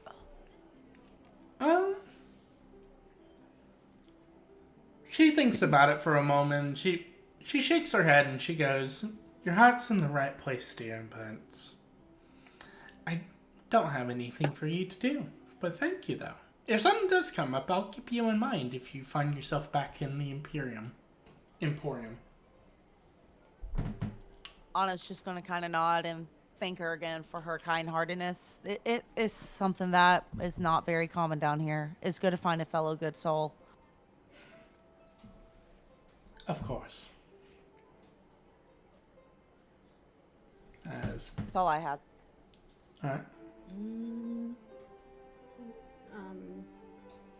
I just kind of want to like casually pick up like a couple healing potions. Just like Alright. depending on how much they are, maybe like I could just get everybody one. Aren't they like 50 gold? Yeah. Oh, they're 50. Okay, so Depending on what Yeah, healing tier. potions are not cheap. Depending on what Yeah. tier of healing potion you're getting. I think 50 is for the basic ones. Yes. oh wow. I remember my shop prices. Aren't you proud of me? Yeah. Well, I've in DM'd that once or case- twice. I'll just. I think- well, I guess I'll just buy one. Yeah. Alright. So, that would be... You would approach the vendor. You would see a human man, and as you're kind of interacting with him, you would see that the most notable features about him is he does not have any fingers. Well, no, he doesn't have any ears, and that his fingers, his arms seem to be a mass of tentacles that end with his fingers on the end of them. Oh, Jesus. As you ask for healing potion, he kind of looks at you for a moment before reaching over and grabbing a healing potion and just kind of taps on a sign as the sign writes out, "Now be 50 gold." All right. Anya just kind of like throws a 50 gold on the counter. Yeah. Thanks for that, sir. Yeah, you see him kind of grab it as his little fingers kind of split apart like tendrils and grabs them, and you see puts them in his pocket. The sign kind of writing out again, and thank you. All right. If it also it kind of writes out, if you or your friends have extra demon ichor acquired that your war machine does not use, find him and he'll work out a deal with you. Ooh. Maybe we can talk to Simon about that later. Can Anna do one more thing just out of curiosity? Sure, what do you want to do? I want to go to the post office because I want to see if they can find my family, because they seem very. Because if they can find anybody in Avernus, maybe they can find my family. That's valid. Alright. Yeah, no, that's valid. You approach the post office and you would see the sign hanging above it that said you would see a sign kind of hanging from it that says, "From here to Avernus."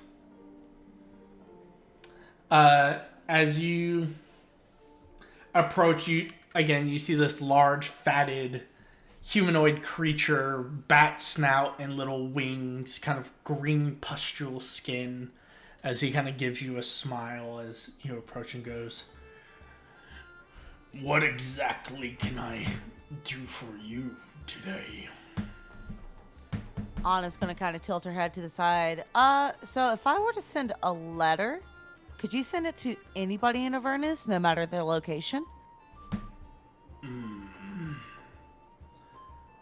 I can.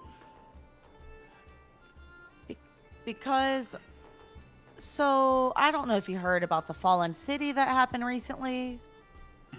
Yes, I have. It is quite the conversation amongst my carrier imps. So I looked around and I couldn't find my parents. I mean, I didn't find their corpses, so I was just wondering. And she kind of pulls out a piece of paper and scribbles, not really a very long letter, but like, as much as you can write in like a 30-second span. And she says there is a drow man somewhere around here named Dylus. He's probably in Hellrider armor. He's an older drow. If you're able to find him and send this to him, it's just, if the carrier will let him know it's from his daughter and that she's alive and well, that would mean the world to me. That we can do, but it will require a soul coin for delivery. Anna's kind of tired. I have to convince one of my friends to give me one of those. She's gonna kind of shuffle uncomfortably. I will hopefully be back, depending on how generous my friends are. All right.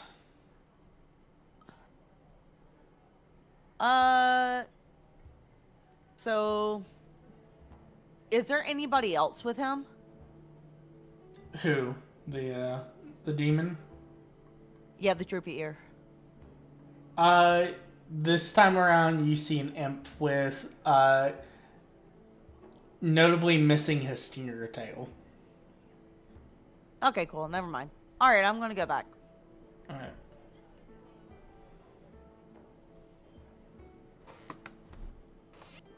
I assume we're inside the infernal respite again, just vibing. If that's where you wish to be. If that's where you guys I want mean, to that's reconvene. Story. Yeah. I mean, it sounds like probably. the most logical place. Okay. Yeah, probably. Alright. So you guys reconvene in there.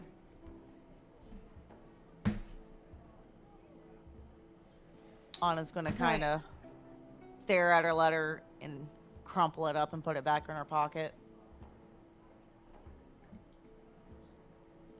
Right. So we need to make some decisions and figure out what our next plan of attack is. Well, I mean, besides looking for a fabled place that everybody says doesn't exist, and a warlord that is always moving around in a giant wasteland, I don't know what else we have going for us.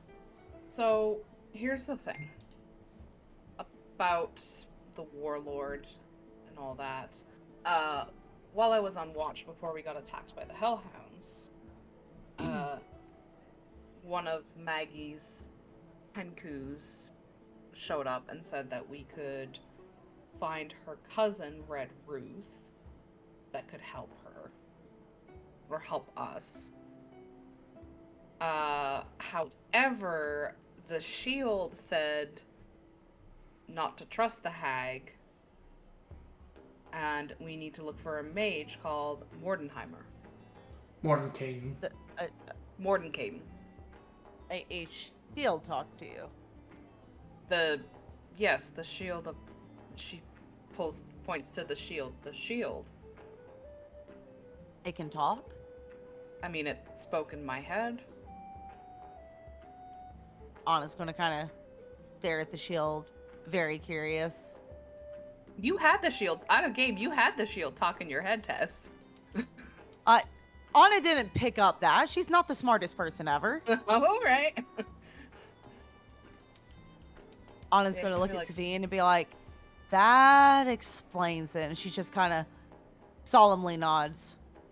Yeah, he said that it'd be better to find Mordenheimer as opposed to listening to the hag. I mean, he also commended me for absolutely slaughtering that traitor, so she kind of shrugged her shoulders.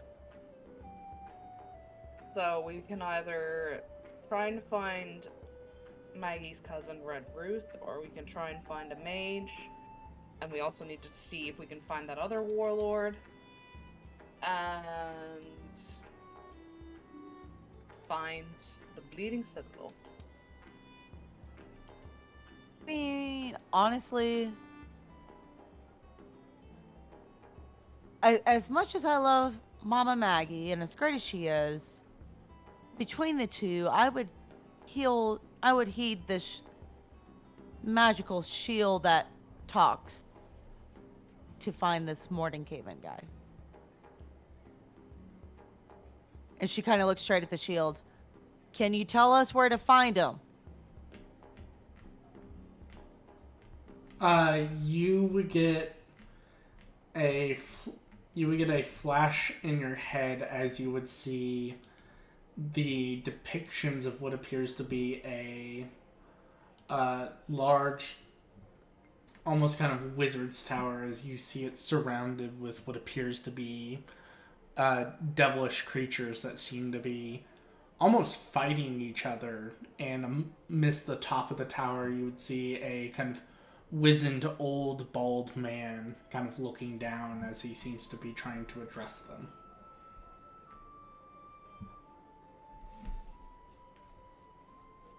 Sorry, I was writing that all down. No, you're good. Anna's gonna just nod and look at Savine and be like, looks like we're gonna go to some dangerous places. I mean, this whole place is dangerous. No, especially dangerous. We need to go to an active battlefield and find the wizard tower.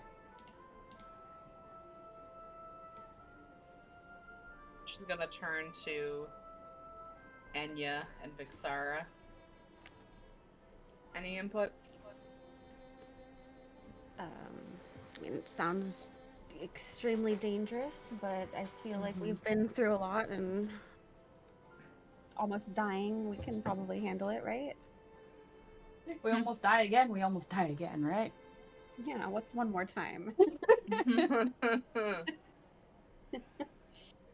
Our luck might run out on the 4th time. I mean, they say bad luck comes in threes. Yeah, we've already had our 3, so we should be fine. I don't know Anna if that kinda- works down here in Avernus. Anna kind of pulls out her hand and starts counting on her fingers. Didn't you guys have a 4th incident Did we? with the poison? I mean, I was not involved in that, so no. I've almost died 4 times. Oh.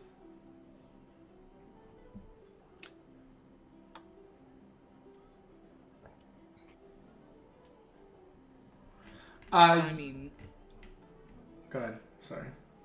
no, go ahead. I was just gonna say you would also hear. You would hear. You would hear a voice kind of chime in from Mahadi as he goes. Might I also make another suggestion to put another plate on your table, so to speak, as he kind of takes another hit from his hookah.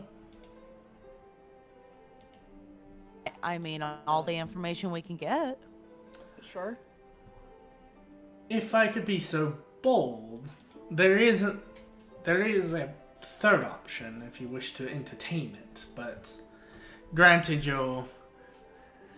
but that also depends on how much you're willing to listen, though.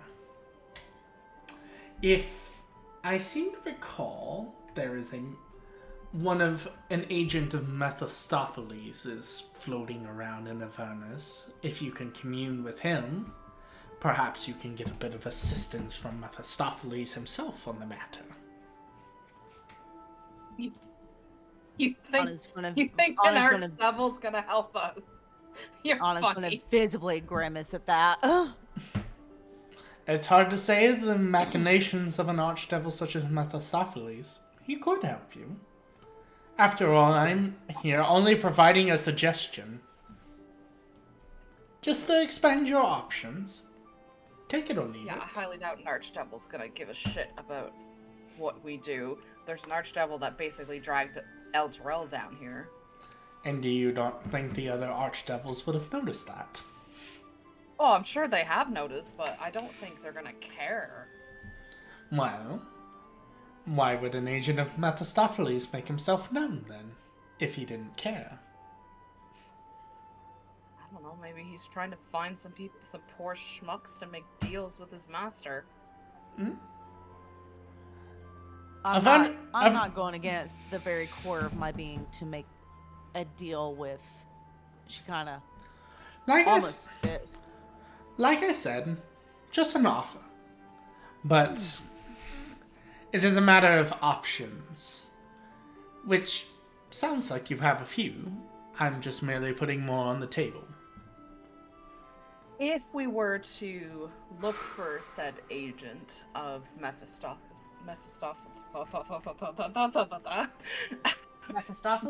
Yeah, that's the one. Where would they be? If I seem to recall correctly, I heard from a few passing demons by that there seemed to be a pillar of ice formed up in Avernus, and creatures have seen the rumors are to be heard, a creature claiming a cambion that claims to be a servant of Mephistopheles is there. So, as you could tell by the surroundings of Avernus, a block of ice should be an easy spot.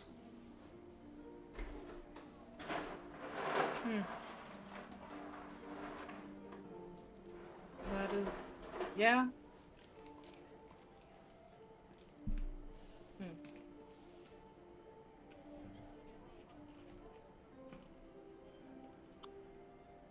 That is another option.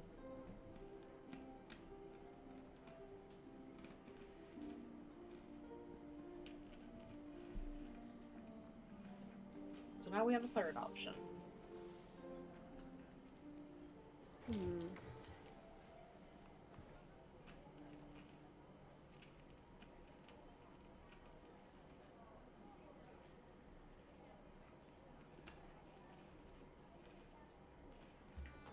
Anna's gonna kind of pull Savine to the side, out of earshot, and kind of whisper in her ear, should we give him a heads up? Why would we do that? Because he's been so kind to us. Okay, but do you think he'd leave us anyways?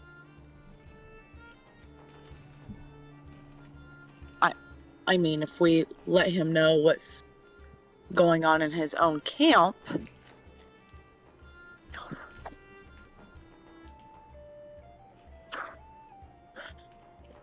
mean, if you want to give him a heads up, you can go ahead. You're the one that spoke to the maggot wrangler.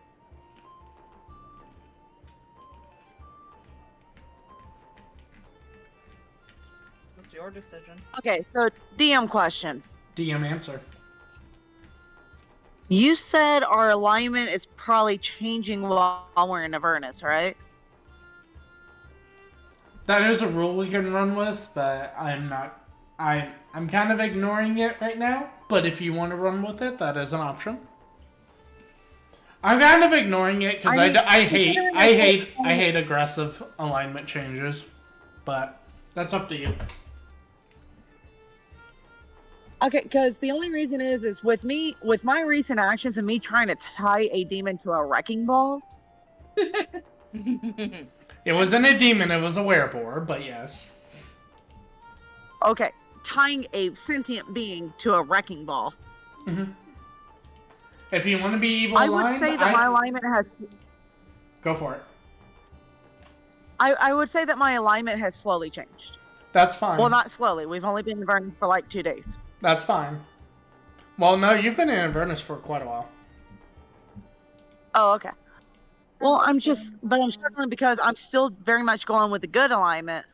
That is, I leave that up to you. I am not going to force an alignment change. If you feel like your character's alignment is changing, that is up to you. Okay.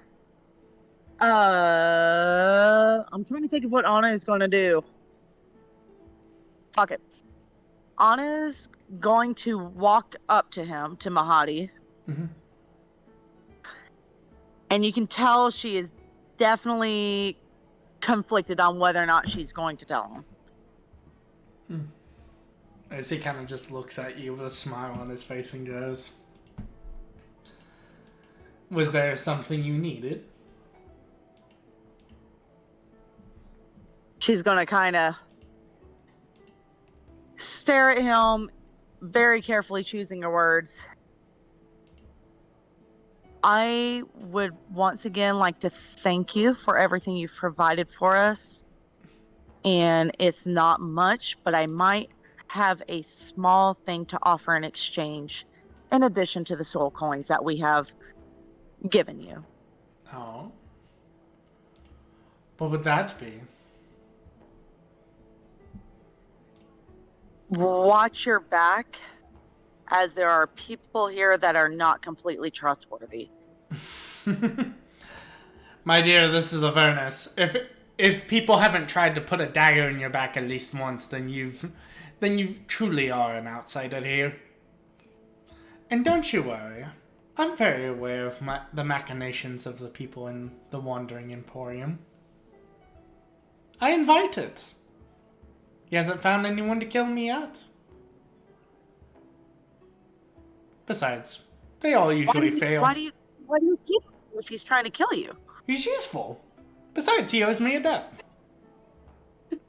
I need someone to tend to the maggots. Baggots? Do you call them the baggots? Maggots. I heard baggots and I was like, heard bastard baggots? That's That's amazing. Also what I heard. I mean, but that makes sense. Bastard maggots. Baggots. Yeah, baggots. After all, Anna's going to get wild, kind of tilt her head and go, Fair enough. After all, it's hard to.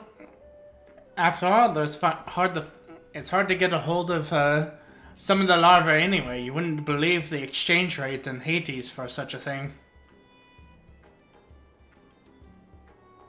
Anna's going to kind of tap her hand on the table or the desk a couple times and goes, right. And she's going to turn around and walk back to Savine with a very, almost like an enlightened look, like something just fundamentally shifted in her head.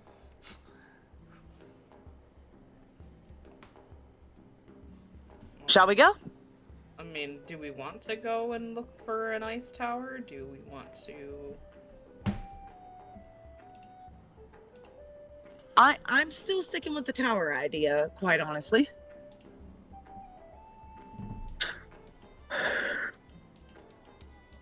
Gonna turn and look at Vexara and Enya. You two interested in looking for a nice tower? Or look for the... Wait, are we doing the wizard's tower or the ice? I would rather do the wizard's tower.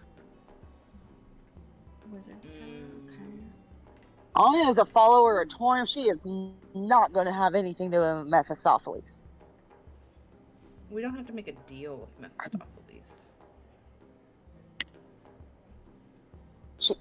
Yeah, I'm having nothing to do with him in general.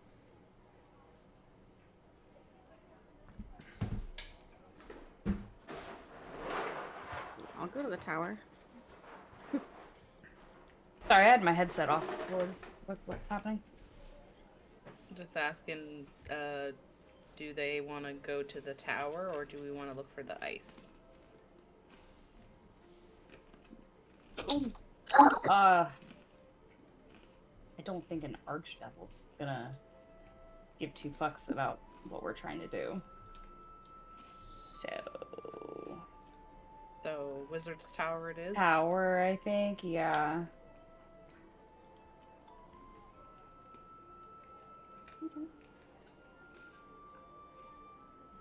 I mean, if that's the consensus, alright. Alright. So, you gather up the others and you begin heading towards, as you grab a hold of the others, your war machine prepared, as you head out in a direction towards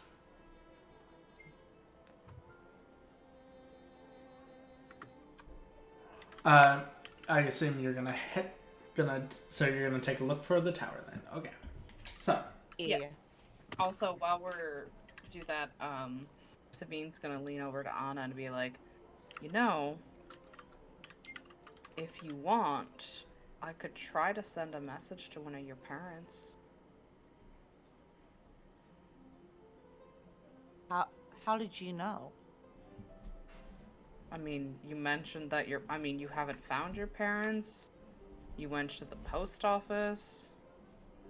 I assume you're still looking for them. I mean, yeah. Like, I could try to send one of them a message and see if they respond. Anna kind of tears up and just, that would be very kind. I mean, I wasn't expecting that from you. You can describe them to me, and I could probably send them a message. So, my father, Dylas, he's, you know, he's older by human standards, but by Drow standards, he's middle-aged, long white hair, darker skin, blue eyes. He's probably in Hellrider armor still, as long as nobody's ripped that from him. And then my mother's very human. Long brown hair, green eyes, probably dressed in noblewoman's clothing as long as she can manage it, being the highbrow woman that she is.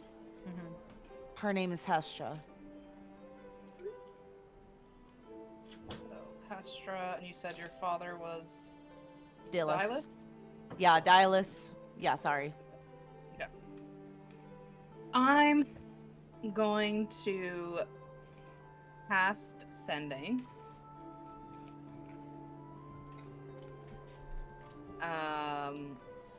What do you want me to tell them? Just that I'm alive and looking for them and hope they're safe. Okay. So, alright. So I'm gonna cast sending, and she's going to go, hello. You don't know me. Hang on. Hello. You don't know me. I'm with Anna. She is alive. I expect a ransom of 10,000 gold. Oh God. If you ever want to Let- see her again. This, if you are Silas or Hesha, please respond. Thanks. That was 25. There you go. Good job. That's hard, though. God, that's really hard. Well, that's what I see could why tell. Laura Bailey struggled with this spell. It's hard. I could tell as soon as he started punctuating, I was like, oh God, I told her too much. You send that message out and you get no reply. Kind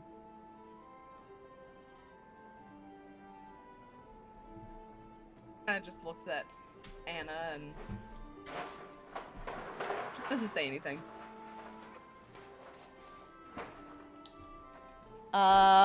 Would Anna do an insight check to see what's going on? I mean, you could insight, I guess, yeah. Go for it.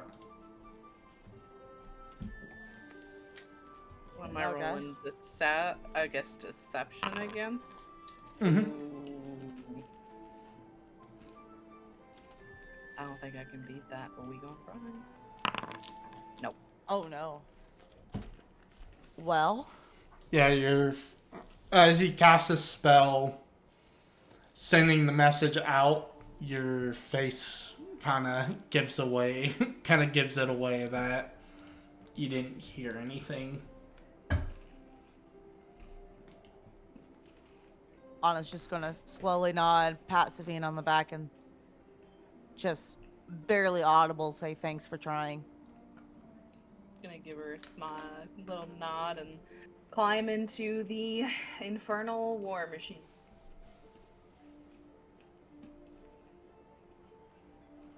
Alright.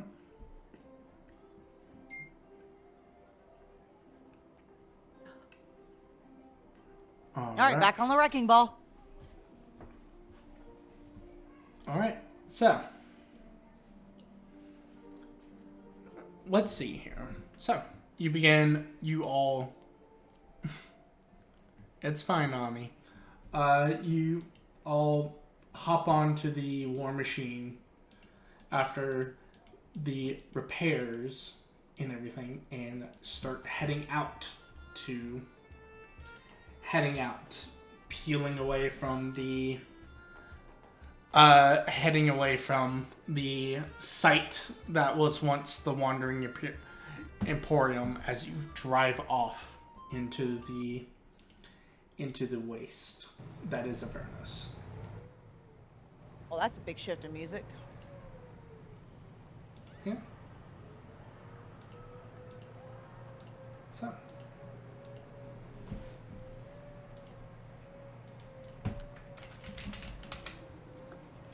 Let me roll for what you come across. I want to come across Boulder Man again. Oh God. We'll see. We'll see. I'm glad you enjoyed the meteorologist. Oh, sorry, it's not a boulder, it's a rock. Yeah, it's a rock. It's a rock.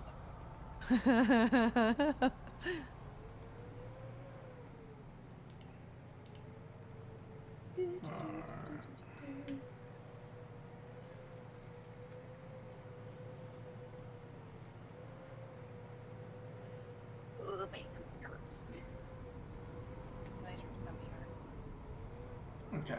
So with okay, so let me roll some dice, and then it's because this is a newer destination.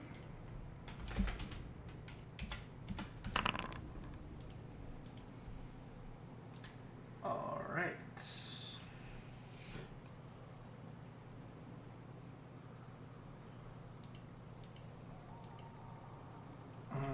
Give me just a second. This is.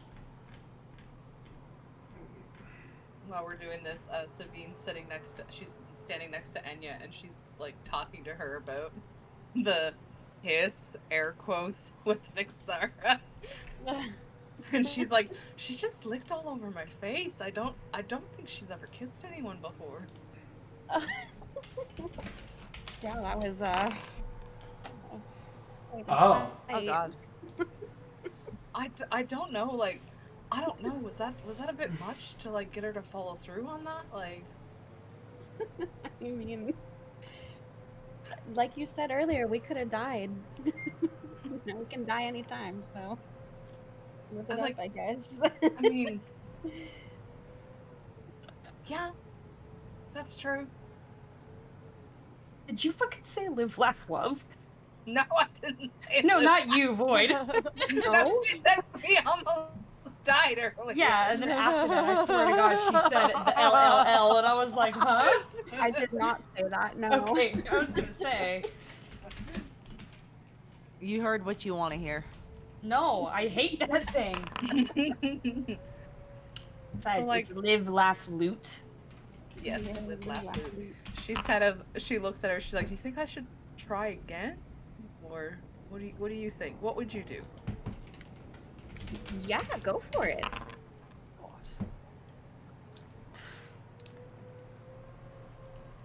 I think that you should.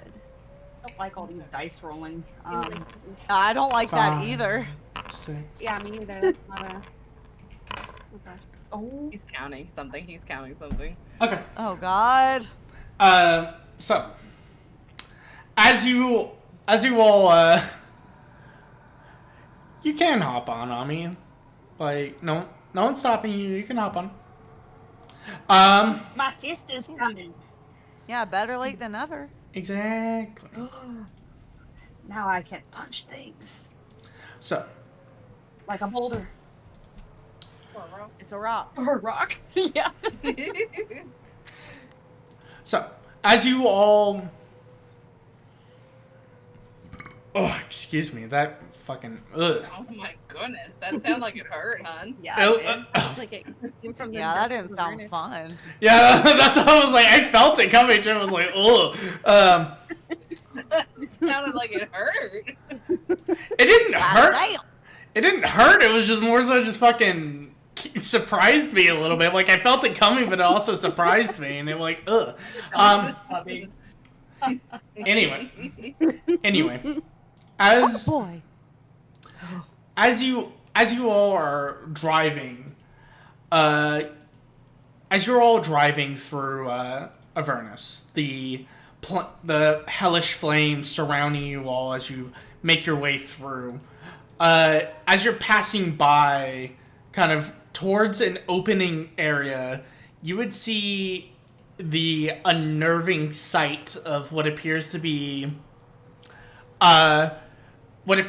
several human bodies that are strewn about in this small kind of chasm area where it looks like potentially these people might have fallen to their deaths. And surrounding them are these small, almost kind of like slightly hairy creatures with fleshy bat-like wings and long protruding snouts, as they seem to be poking and prodding at the bodies, like gorging themselves on them. And you see roughly about 42 of these tiny little creatures just gorging themselves. My God. Jesus Christ. I just feel guys are mentioned. Oh my gosh. Yeah. We're just ignoring that, right? We're ignoring that. Oh yeah. Anna's looking like she's about to puke and just nods her head. All right. Does it not make you hungry at all, Vixara? You're not hungry for... Oh no, we also just gorged ourselves. So I'm Oh, good. shit. Oh yeah, you missed the hero's feast. That's okay, So you- I'm not a hero. Okay, well, so you're fully healed with a long rest, and you have 5 temporary hit points if Con didn't already do that for you. He Yeah. did the long rest. Yeah. These Shit, are I'm not finishing to look into hungry. these these are the little guys you see. Okay, hold on. Oh, And what are brother. they Ew. What are they eating, Con? People. Oh, Yeah. Okay. Oh, by the way, Ami, check earlier in the text chat, and you'll get to see something that we experienced. Okay. Or don't. You're fine. You're fine. You don't have to look. You don't need to see it. It's disgusting. But yeah. I take it then you guys are. Ew! All right. Those fuck? So as you're driving by and see the site, you see a few of these little creatures kind of looking at you guys as you drive by. A few of them seem to try to follow, but The Infernal Rapture, there were services you could hire. So Sabine took part, and then Anna, being curious, also took part. So she's not a virgin anymore. Yeah, Oh Anna had some drinks of liquid courage and kind of shuffled up, super red faced, and kind of was like, "I want to try." I love. Okay. All right, let's see here. I have an ad running, if that helps. Yeah, no, I just saw it reconnect. Okay. I was gonna say, because I know that means at least something's running. Yeah, we're back. Seribot just reconnected. You're good. Yep. We're back. Yep. All right. As you're all driving along, and yeah, that's usually my indicator to know it's fully back is when Seribot comes back. As you're all driving along through Avernus, you would eventually come across what appears to be a large, almost kind of like graveyard full of towering bones. As you would see, and as you're kind of driving through this, you all occasionally see little glints and flashes that protrude from the bones. Do you keep passing by, or do you wish to take a look at the? Oh no, I'm not dealing with that shit. Say we keep going. Okay. All right. Does everyone else agree, or? Okay. I'm a little bit intrigued, but I mean, that's up to No. you guys. No, Varys. no. Everybody else is saying no. All right, fine.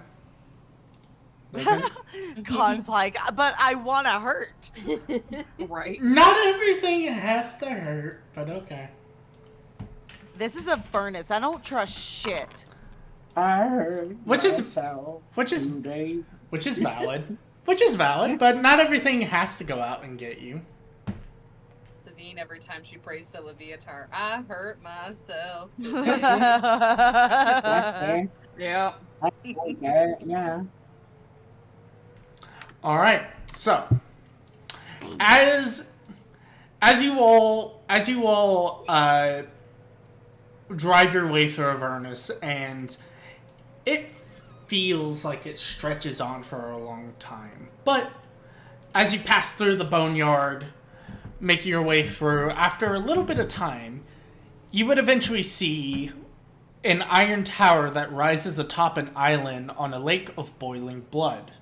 No windows penetrate the tower's walls, and the only visible door opens onto a high balcony. Red lightning cracks constantly between the two horns on the metal on the tower's roof.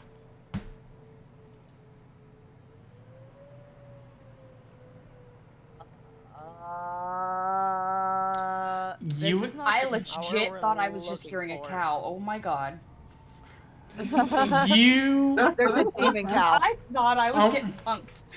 you all would see the sight of what appears to be several beings kind of outside this tower that almost seem to be vying to get the attention of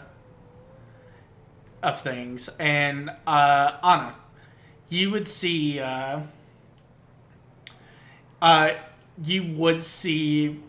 upon the side of the tower, you would recognize that from your vision you got from the shield.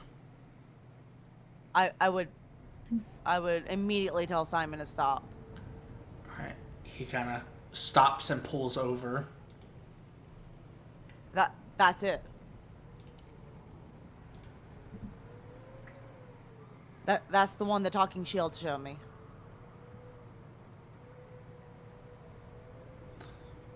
Alright. So there's a slight issue, it looks like. How are we going to get across to the tower if there's blood? Well, we definitely aren't doing an invisible bridge now, are we? No.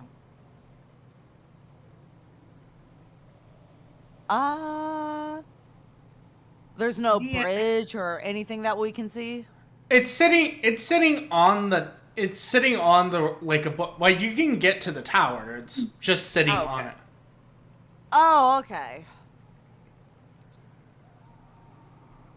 Yeah, like you can get to the tower. It's fine. Oh, Okay. okay. Alright. I mean, I'm But gonna. there's creatures outside the tower. Yep. I'm gonna. I mean, we better be ready. But this is the tower that I saw. All right. So, as you all cautiously kind of pull up to the side of this tower, it seems like the beings outside, you would see a mixture of the kind of these large, almost bug-like creatures that kind of look at you for a moment, but then you would also see three large, almost gargoyle-like creatures that also kind of look, but they seem to be paying more attention to towards the top of the tower. You would see kind of resting on a balcony as he looks down at the creatures below, as every now and then the bug and gargoyle-like creatures kind of break out into a fight. You would see the bald man kind of looking down and just letting out a sigh every time they fight, as he just casts his voice out again, just going, "Now we're not going to get anywhere for discussion if you all are going to be fighting. We need time. You will have time to discuss things with me. It is a matter of when I decide it is necessary." As he sees your vehicle approaching, as he kind of... There's a momentary pause as he kind of like... I'm just switching the music real quick. There's a momentary pause as he sees you all approaching, going, "You are all rather really brave, or really stupid to come out here this far into Avernus. Might I..." Hey, I'll have you know that I'm both, okay?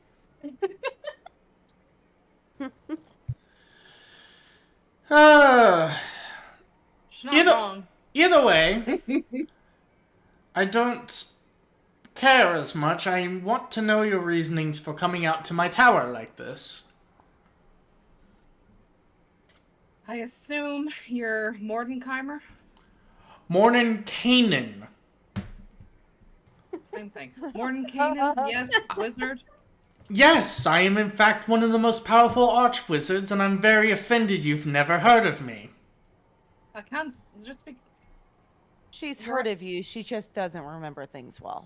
She's been bonked on the head multiple times. And it shows. But what can I help you with? I don't know if I fucking want your help now after that. So That's kinda weird. we're hoping that you can give us some insight on where the Bleeding Citadel is. Or alternatively, where hold on one second, let me try to find his name again. Smiler, the warlord.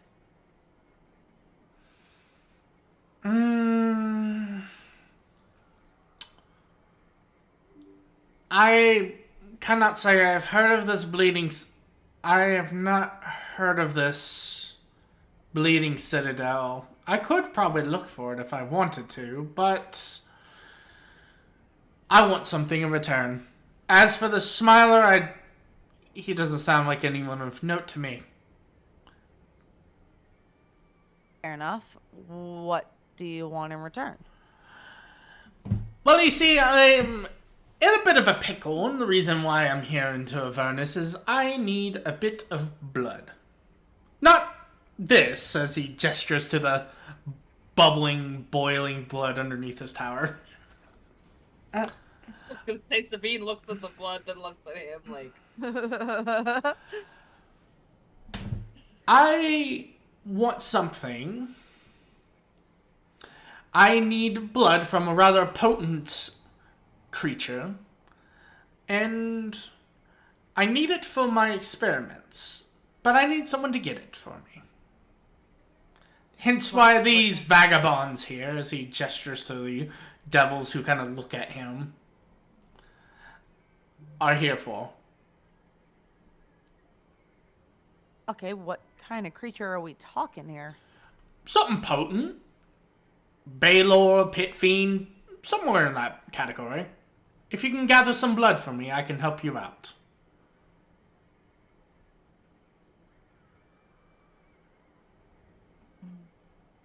So you want us to get blood from a high-level devil.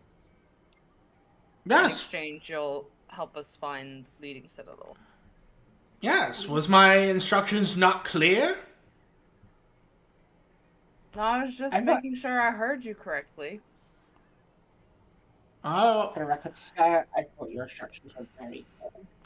thank you. At least someone's head is not full of rocks. But yes, I need potent magical blood. Like this man. I mean, it doesn't really matter if you like him. It matters that he's going to help us. No, that was out of character. I said that. Oh, sorry. I thought you were talking in character. No. This And Sabine says that in her head that she does not like this man. Okay, fair enough. This arcane study is rather important, so a bit of hesitancy, a little bit of haste would be appreciated if you're willing to do this for me. I mean, can you point us in a good direction for one of these creatures could be? This is, and she kind of gestures around. It's kind of big place. He kind of thinks about it he just kind of goes,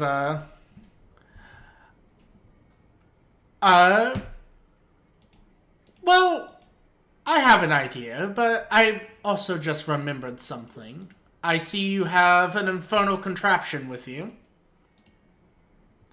Yes. Mm-hmm. Could I potentially have some of its, some of the demon liquor you use for the oil, for the fuel? In exchange, I can point you in a direction. I just remembered another arcane experiment I must deal with. I'm gonna go up to Simon and ask him to check the levels with the Icar in the vehicle. The engine is sitting at about 2 days worth of travel. And I'm gonna look at him and say, "Is it within 2 days?" days are subjective here in Avernus. You could find it in an hour, you could find it within a week. Ah.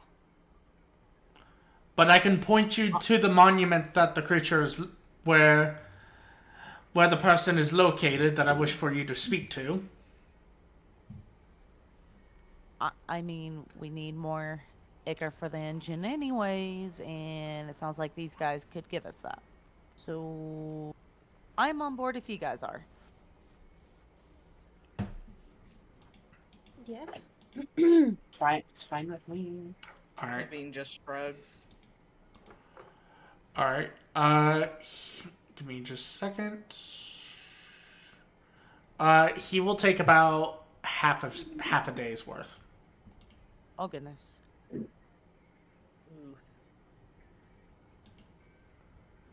You don't really have a choice, I guess, if we want his help. Yeah. You Like, always we're have. running low on demon ichor anyways, and if we fight these guys, we'll get more demon ichor to fill up the engine. So yeah. Duly noted that there are about 12 creatures. Yeah, no, we're not gonna fight these ones. I really don't want to fight over a pool of bubbling blood. Thank you. Who says they're fighting over that?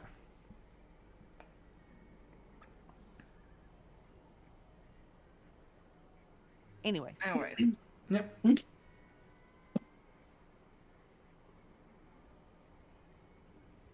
So, do you take Mordenkainen up on his offer? I mean, I'm down. Mm-hmm. All right. yeah, I mean, like I said, I don't think we have a choice. You always have choices. So you take up the siphon some of the fuel out of your war machine, and as you put them in the vials, you would see rather than coming down from the tower, you would see several glowing blue hands descend down and take the oil from you as a small squadron of mage hands come and grab the oil and fly up the tower. As they fly up to the tower and he kind of double checks, after a few minutes he disappears. And let's see here. Which one does he direct them to? Sorry, I'm like double checking my notes to make sure I'm sending you guys in the right direction and don't accidentally oopsie doodle.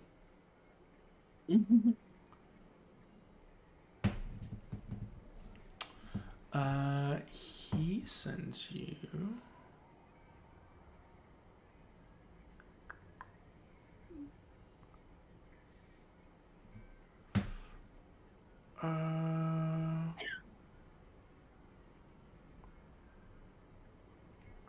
Okay. Sorry, I'm like double checking my flowchart to make sure I'm sending you to the right area. Alright. So, after a bit, he comes back and he just, he comes back and he'll go, alright, as he sends down one of the mage notes, mage hands, and he kind of hands you a note. Hands you a note as he goes, keep an eye out for an obelisk that looks like this. It has a mage over there, and he's more than likely to help you out, though he seems to be infatuated with an obelisk site.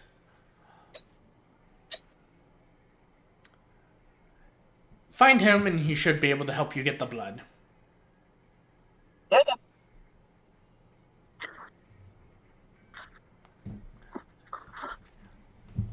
Alright. Alright, thank you. As he kind of walks off.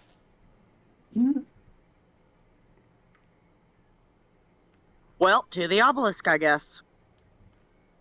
I really don't like that man.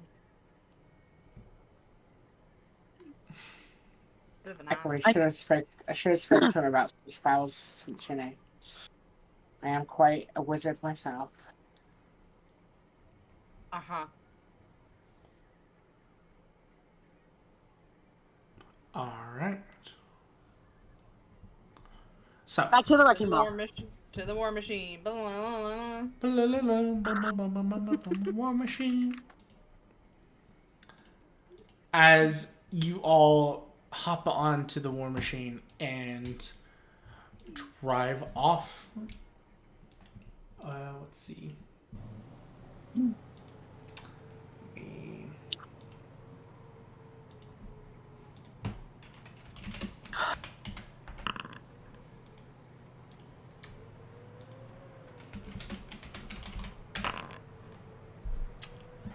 Okay. Nope, that's the music tab. Where is... Ah, there you are.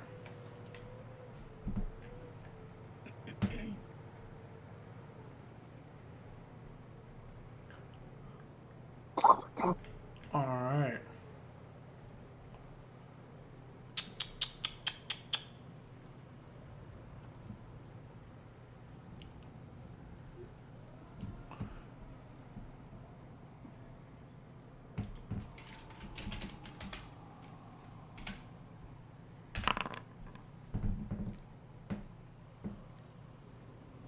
Alright. Oh boy. So, as you all... As you're all driving through... heading your way through, passing by winding bits of the land as it buckles into open plains or tight ridges. As you're driving your way through, you would quickly realize that you begin driving past a large encampment of what you see to be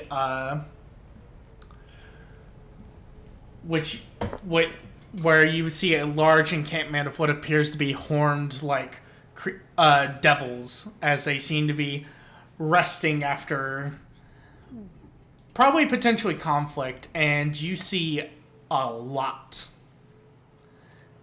As far as you get a rough head count, and you can count roughly about 150 devils in this area. Oh my god. As there seems to be resting up after a large incursion, and they quickly notice you as you drive by in your war machine. Oh my god, contact. Hey, Simon, can we go faster? As he Go faster.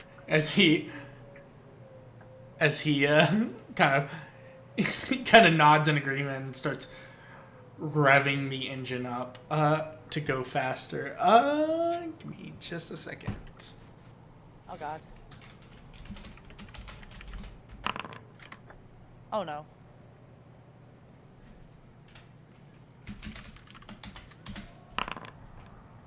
Oh no. I'm gonna pull up some stat blocks here in a second. You're pulling up stat blocks, Jesus Christ. Don't worry about it.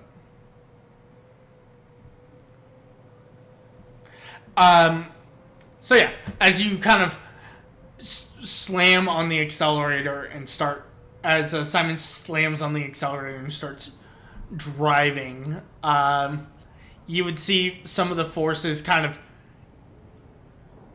catching on to what's going on as you hear the sounds of movement as you clearly see a few of them heading towards what appears to be a few smaller what appears to be war machines, as you would hear the sounds of revving engines begin following you. Nope. Hey, Simon? Remember what Mama Maggie said about the soul coins giving us a big boost? Yeah? I think this is a good time to use one. have any left after all the ones that we spent.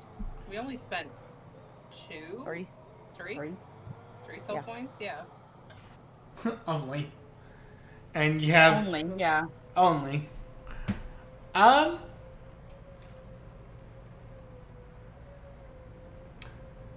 Beerus has a few still, doesn't she? No, if you would have used the 3, it would have been the 3 that you guys got from Ragnar Dragna.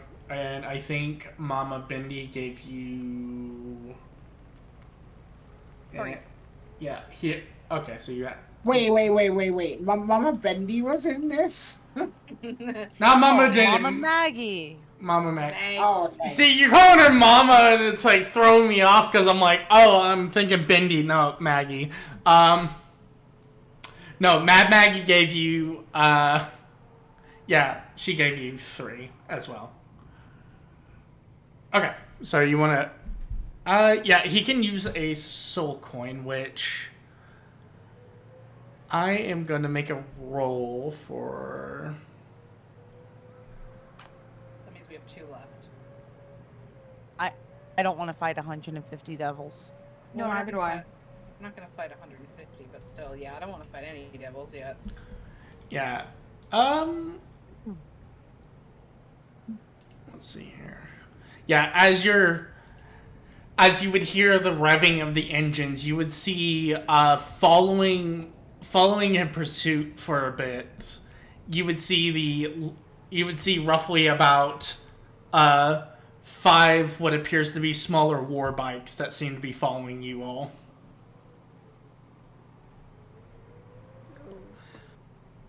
Do they look like big boys on the war bikes? It looks like they are.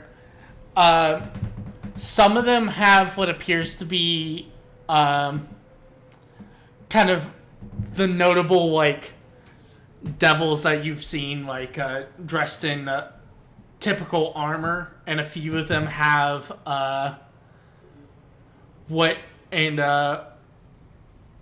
and one of them seems to have a actually, yeah, the driver seems to be a normal kind of devil, but you would also see crewing what appears to be the harpoon flingers on some of them, the fleshy mounds of beings that kind of are slowly kind of manning them as they point in your direction. I mean, I know soul coins are rare, but Yeah. I think this is a good use of one. Yeah. So, If everybody else is in agreement, unless we want to. No, I don't want to fight these. No, I don't. Yeah. Do it, Simon. Do it.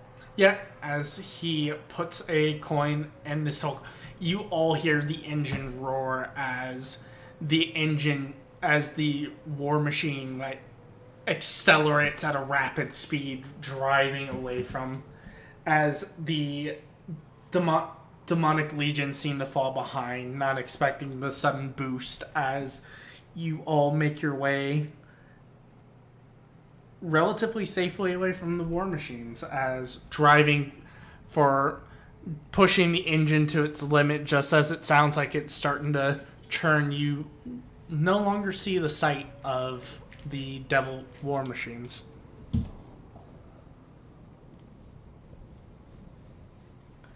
The hero is gonna have it start making checks. Womp womp.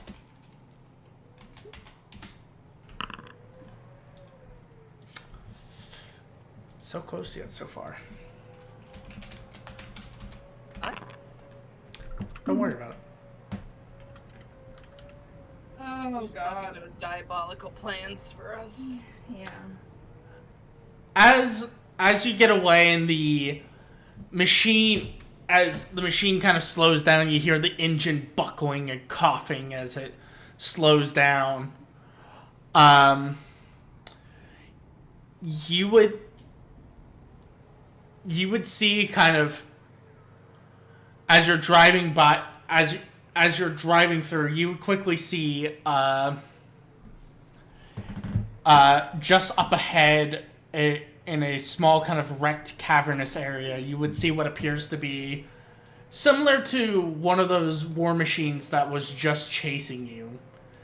You would see one crashed into what appears to be the rocky way, the front of it having a bronze devil face with a crystal red tube emerging from its gaping mouth resembling a tongue. The vehicle looks like it's been scavenged a bit, but outside of that part of the vehicle, it looks relatively fine. We should check it for demon ichor. Alright, do you wish to pull over and kind of check it out? I mean, we need fuel. Alright, so Yeah, go on. Can Alright. we see if there's any? Can I check to make sure there's like nobody around it? Sure, give me a perception check. Yeah, as you cautiously pull over, it looks like the site of this war machine is abandoned. Demon ichor. Alright. You kind of take a look around, and,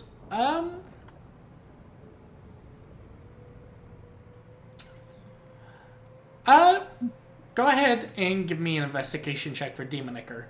The rest of you, do you wish to do anything with this derelict engine? No.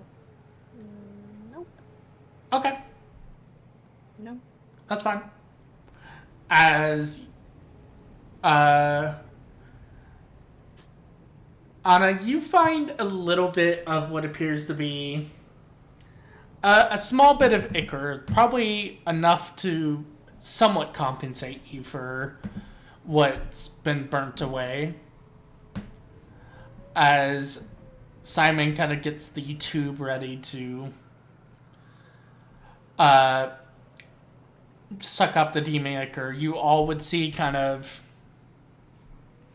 sitting in the driver's side of the buggy, you would see two badly decomposed corpses of what appears to be Cambions kind of resting in there.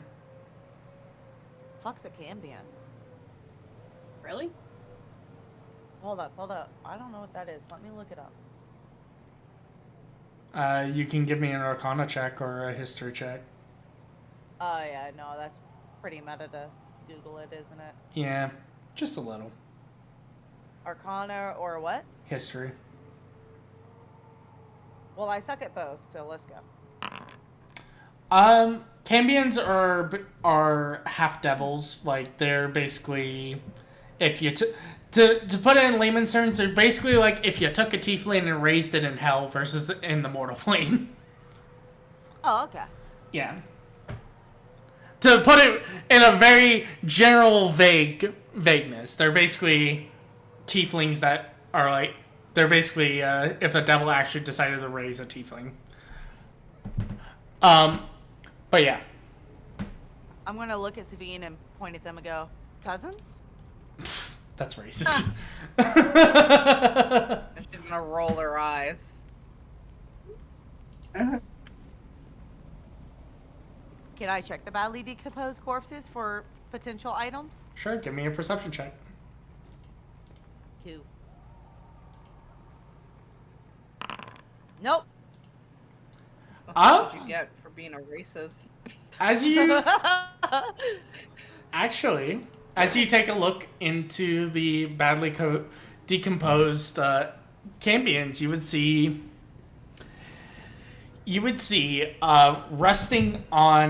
resting in there, you would find a small leather pouch, and resting next to the pouch, you would see a platinum ring.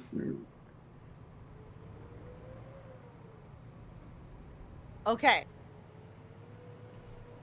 I'm going to do an arc. Wait, what kind of check would it be to make sure this ring won't kill me immediately? Yeah. Investigation. You take a look at you take a look at the ring, and for the most part, the ring seems like a normal platinum ring. However, as you take a look at it, you would see etched into the inner ring part as you kind of move the ring, kind of to take a look at it without it. You would see etched into it. Give me a second.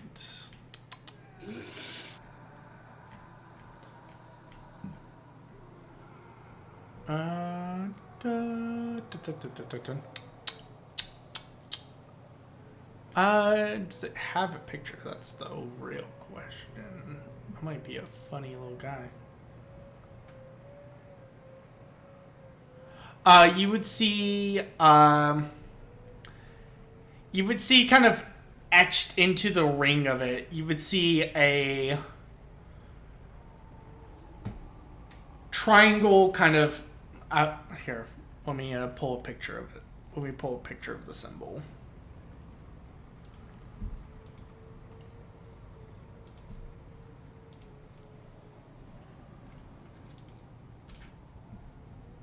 So, looks like that, etched into it. I'm gonna do an Arcana check, or is that a religion check? Religion check would... religion check will work. That doesn't seem familiar to you at all. Okay. I'm going to take it out of the car and bring it back, not putting it on. Okay. And I'm gonna point it out to everybody and be like, does anybody recognize that symbol? I'm gonna do a religion check. Sure.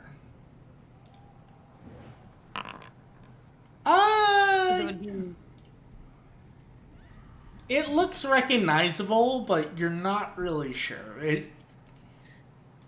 What are we rolling besides? Is it just religion to check, or is there anything else? Religion or... Religion's the big one, unless you have something to argue for.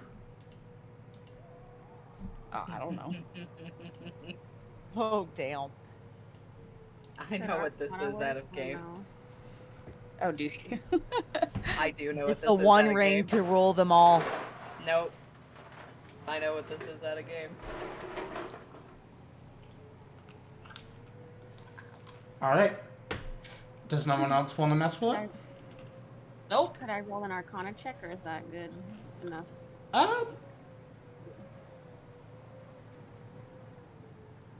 Sure, I'll allow Arcana. Just to, like, know what it is, or is that just to know, like, what it is? Yeah, what the symbol is. Okay. I would prefer religion, but Arcana's fine. I would say with that, you would definitely know that that symbol is infernal in nature. It is tied to one of the arch devils of the hells, but you're not sure which one. Yep, it is. Oh. Yep. No, using your meta knowledge. Shush. I know. It just clicked, but I'm not gonna. Nope. I'm not saying it. Like I said, I know what it is, but I'm not saying anything. So it's funny because meta knowledge, I still have no idea what this is. So I'm going to put it in my pocket and go back and check out the pouch. Yeah, you open up the pouch and there is a soul coin sitting in it. Fuck yeah! I give it to Simon. Alright. So now we have 3 soul coins.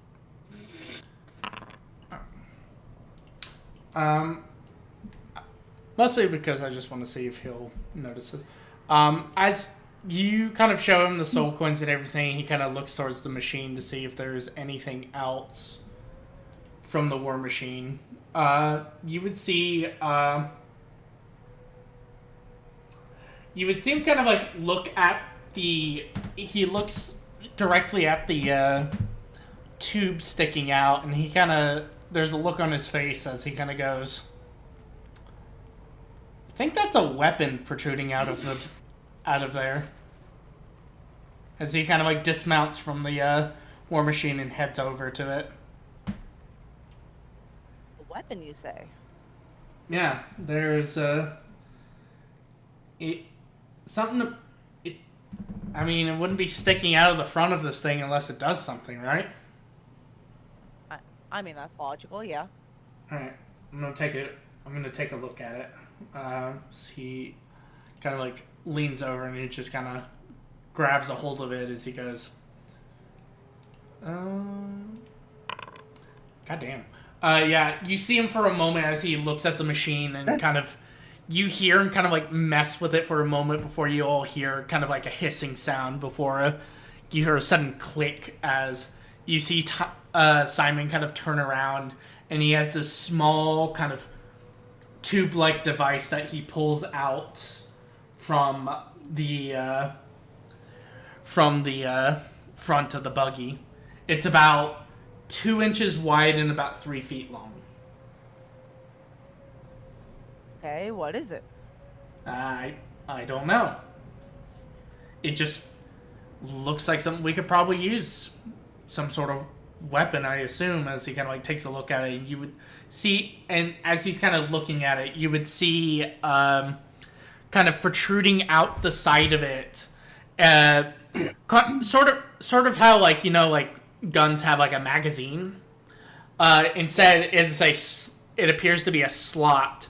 And you would see in the slot there is a circular hole that protrudes out of it.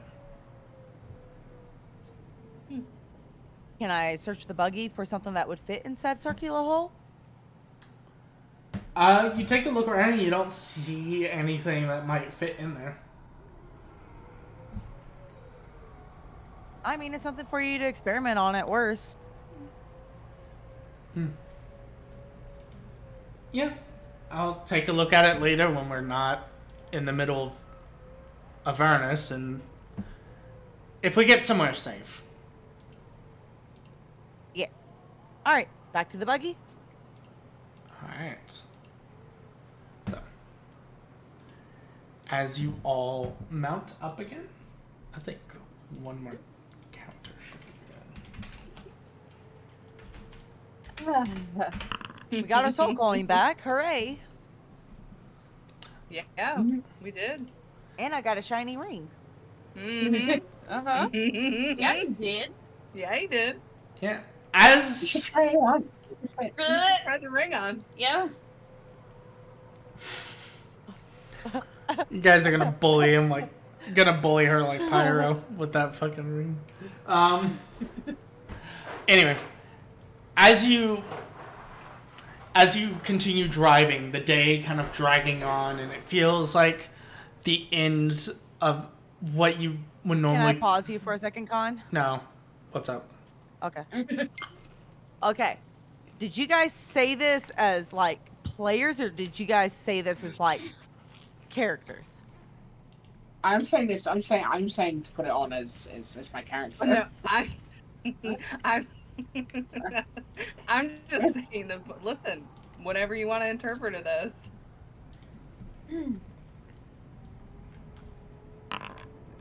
Okay, never mind. Okay, carry on. All right.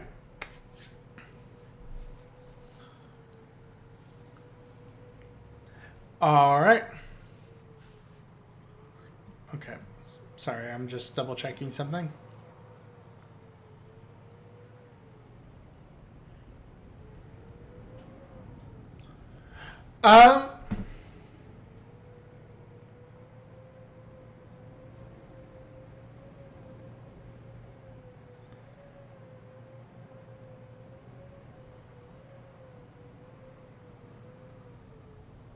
Sorry, I was just double checking my notes to see if I was about to read this right.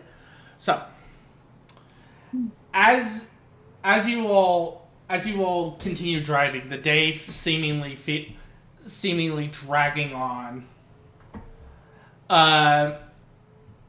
You would, as it feels like it should be around night, as you all feeling the day kind of dragging on, about around the time when you guys usually kind of would normally rest, and this was the mortal plane, you would see just crusting over the hill a 30-foot tall obelisk ringed by 7 smaller standing stones rising from the crest of this hill. A tall man wearing tattered robes strives between the standing stones, jesting wildly and screaming curses into the wind. Curse you, Braille. Gosh, Braille.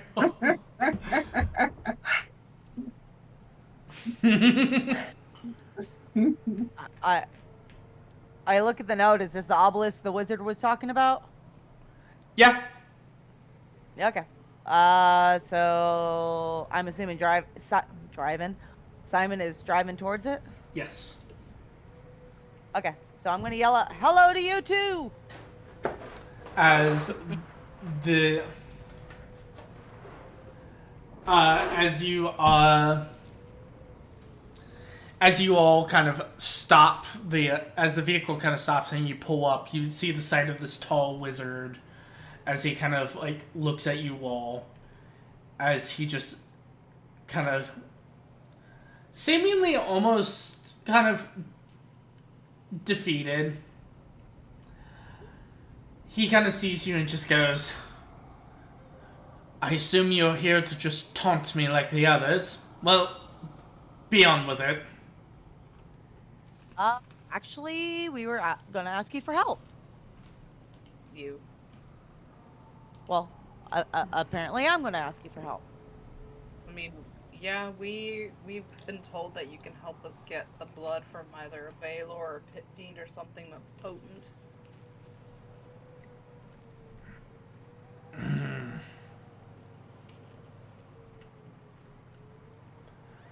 I could potentially work something out with you if you Here we go again. if you help me with my inquiry. See, Your inquiry. I was studying this obelisk as he gestures towards the stone, and it seems like some sort of magical effect has me rather trapped here, and I need help. And I need help freeing myself from this place. Oh boy. What's to say that we don't get trapped too? Others have rarely come this close, so I can't say for sure. But I might have a way to get out of here if you're willing to humor me. Does it require us giving you something? A bit of help. I mean, I'll give you help. As he kind of looks towards as you would see kind of surrounding him, you would see he kind of looks towards the smaller stones as he goes, If I am correct, each of these stones channels a different school of magic. And if I can get some assistance with someone channeling the magic, I would greatly appreciate it. All I would need you to do is to touch the stones as I channel magic into them. I mean, that seems easy enough. I can do that. Can you channel? No. He said to just touch it while he channels the magic. The more bodies to help, the better. Yeah, all we got to do is touch the rock. Or is this a boulder?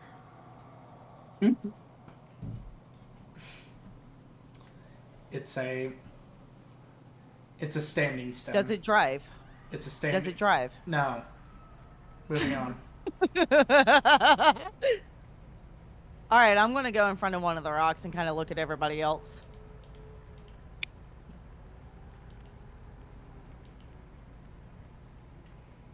So I'll go stand in front of another rock.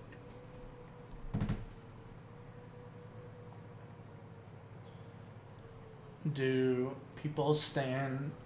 Who's all wanting to participate in this?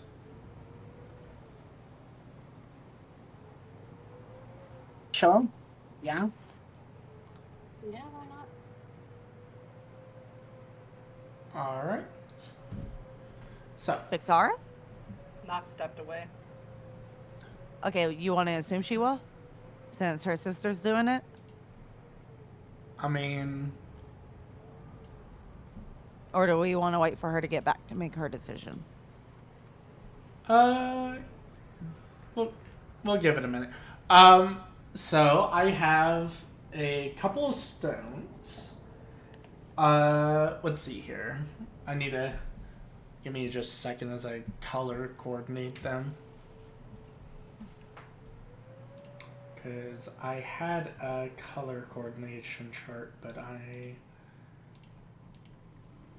seem to have misplaced it. Ruh-roh. It's fine.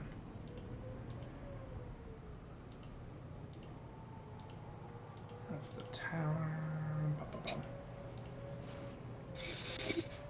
Well, actually, I'll just give me a number between 1 and 8 and tell me which one you stand at. 6. Okay. I want to stand at number 3. Okay.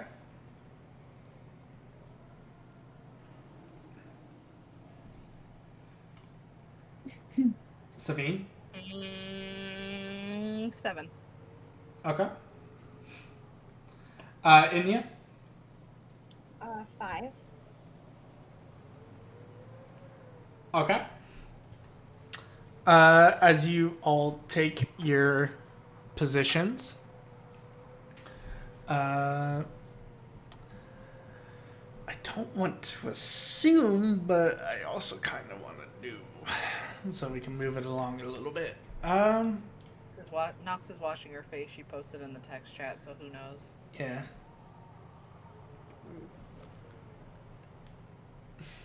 I mean, Vixara usually goes with what we're doing. Usually, yeah. Mm-hmm. I need to, yeah. I mean, I can always pick a number for her too, so. Now here's the question. Do Simon touch the weird rock?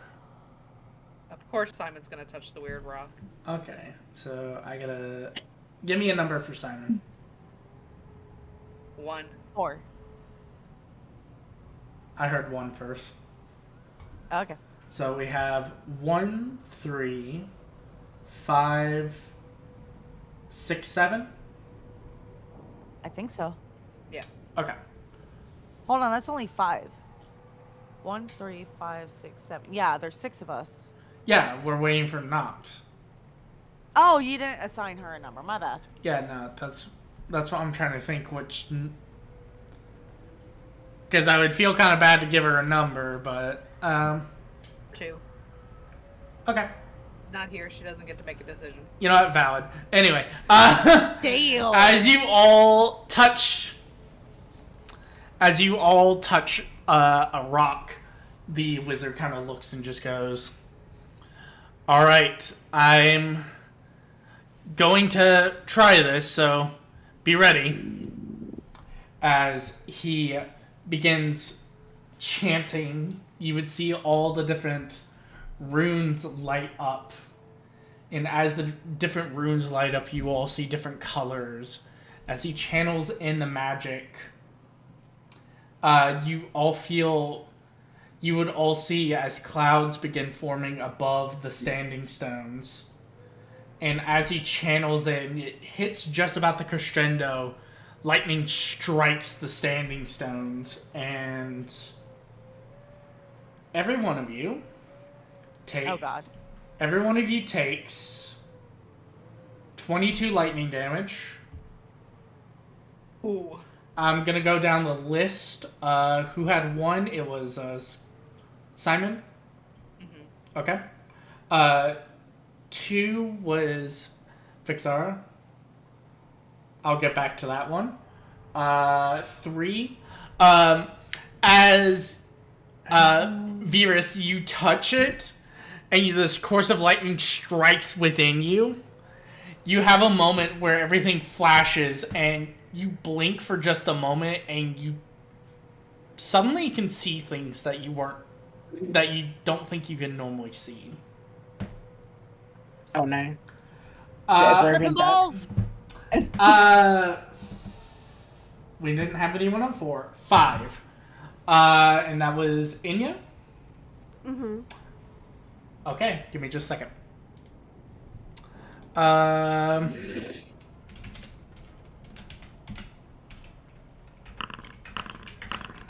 no. Oh, Jesus. Inya, Jesus. as this lightning courses through, you see the magics activate. 5 darts shoot out and then strike you. And you take Jesus. 5, 8, 11, 12, 13 force damage as 5 magic missile darts slam into you. Oh my gosh. And Who how had much lightning damage did I take? 22 lightning?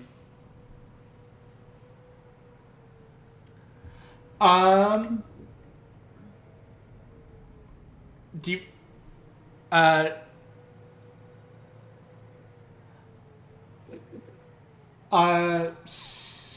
we had someone on 6, right? That was me. Okay. As you kind of stand there and this is all kind of happening at the same time, you suddenly find yourself surrounded by a swarm of bats that just fly around you. Oh no. And 7, Yeah. you take 30 necrotic damage as you feel Oh, your no. as you I'm down. I'm down. as you feel necrotic energy course through you. As this all happens at once, it all flashes as the wizard kind of like looks shocked and annoyed that didn't work. As you all kind of look around, you would see Sabine on the ground. Fuck. Well, there she is again, and she's assuming the position. The wizard kind of like strokes his beard and just going, well, that didn't work. No shit, that didn't work. She was our healer. I'm not dead. I'm just down. Jesus. You're not dead yet until I punch you a couple of times. Swear to God, Ami. Anna hasn't checked your heartbeat. She doesn't know you're alive still. As the wizard kind of strokes his beard for a moment and just kind of looks over and goes, she still seems to be breathing as far as I can tell. She'll be fine. But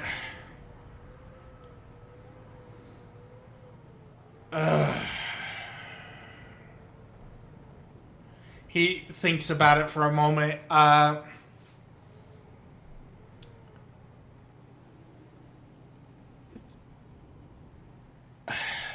I have no answers for this.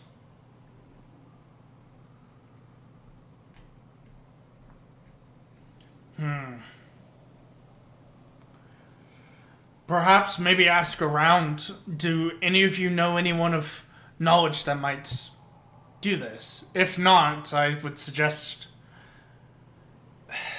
the only thing I can think of is I heard a rumor of Mephistopheles running around here. Could always ask him. Yep. He comes back around.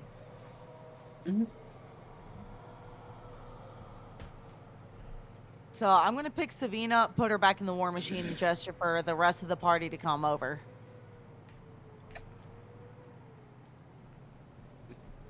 Okay. We're not fucking with Mephistopheles, and fuck this guy.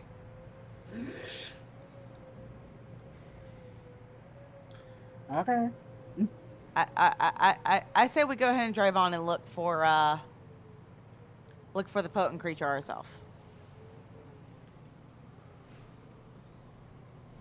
They've got to be around.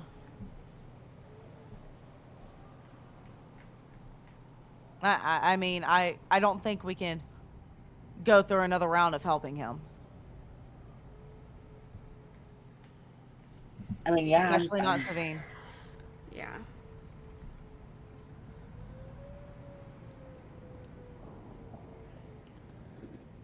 Alright. Okay. So, I take it, are you guys just gonna leave then? Yeah, I'm gonna wave to him and say bye, good luck. As you as you kind of all say that, you see him kind of shouting out for you all to come back and wait as you drive off. And as the scene plays out, as the wizard curses your name and everything, He doesn't know our names. curses at you. Not quite literally.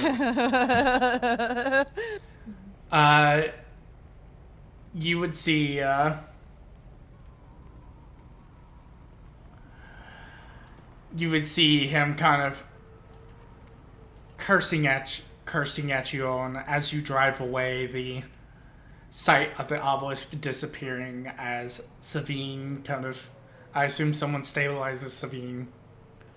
As you, Yeah. Nobody stabilized me yet, so. as you drive. Okay, as soon as I put her in, I stabilized her, okay? Okay.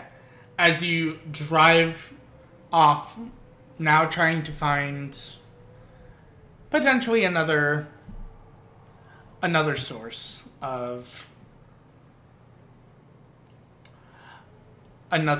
for this blood.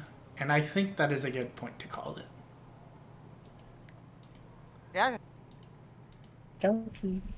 Yeah. So this is time number 5, right, Ray? Mm-hmm. This is time number 5. So, and your roll of 3 didn't really work, did it? No. All I'm saying is I think we're gonna have to do the Mephistopheles thing. Anna's gonna fight that shit till the end. Who knows? Who says she has to know? I mean, as long as she doesn't take part in it.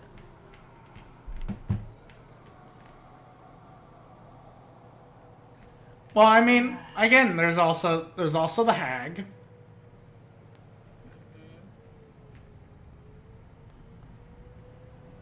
I mean, but we don't know where the hag is. I don't know where the heck. okay. I thought I gave you that It's like information. it's like the brambles or whatever, but Yeah. Oh, hang on, let me check. Yeah, I was about to go. bony bramble. Bony Brambles is where.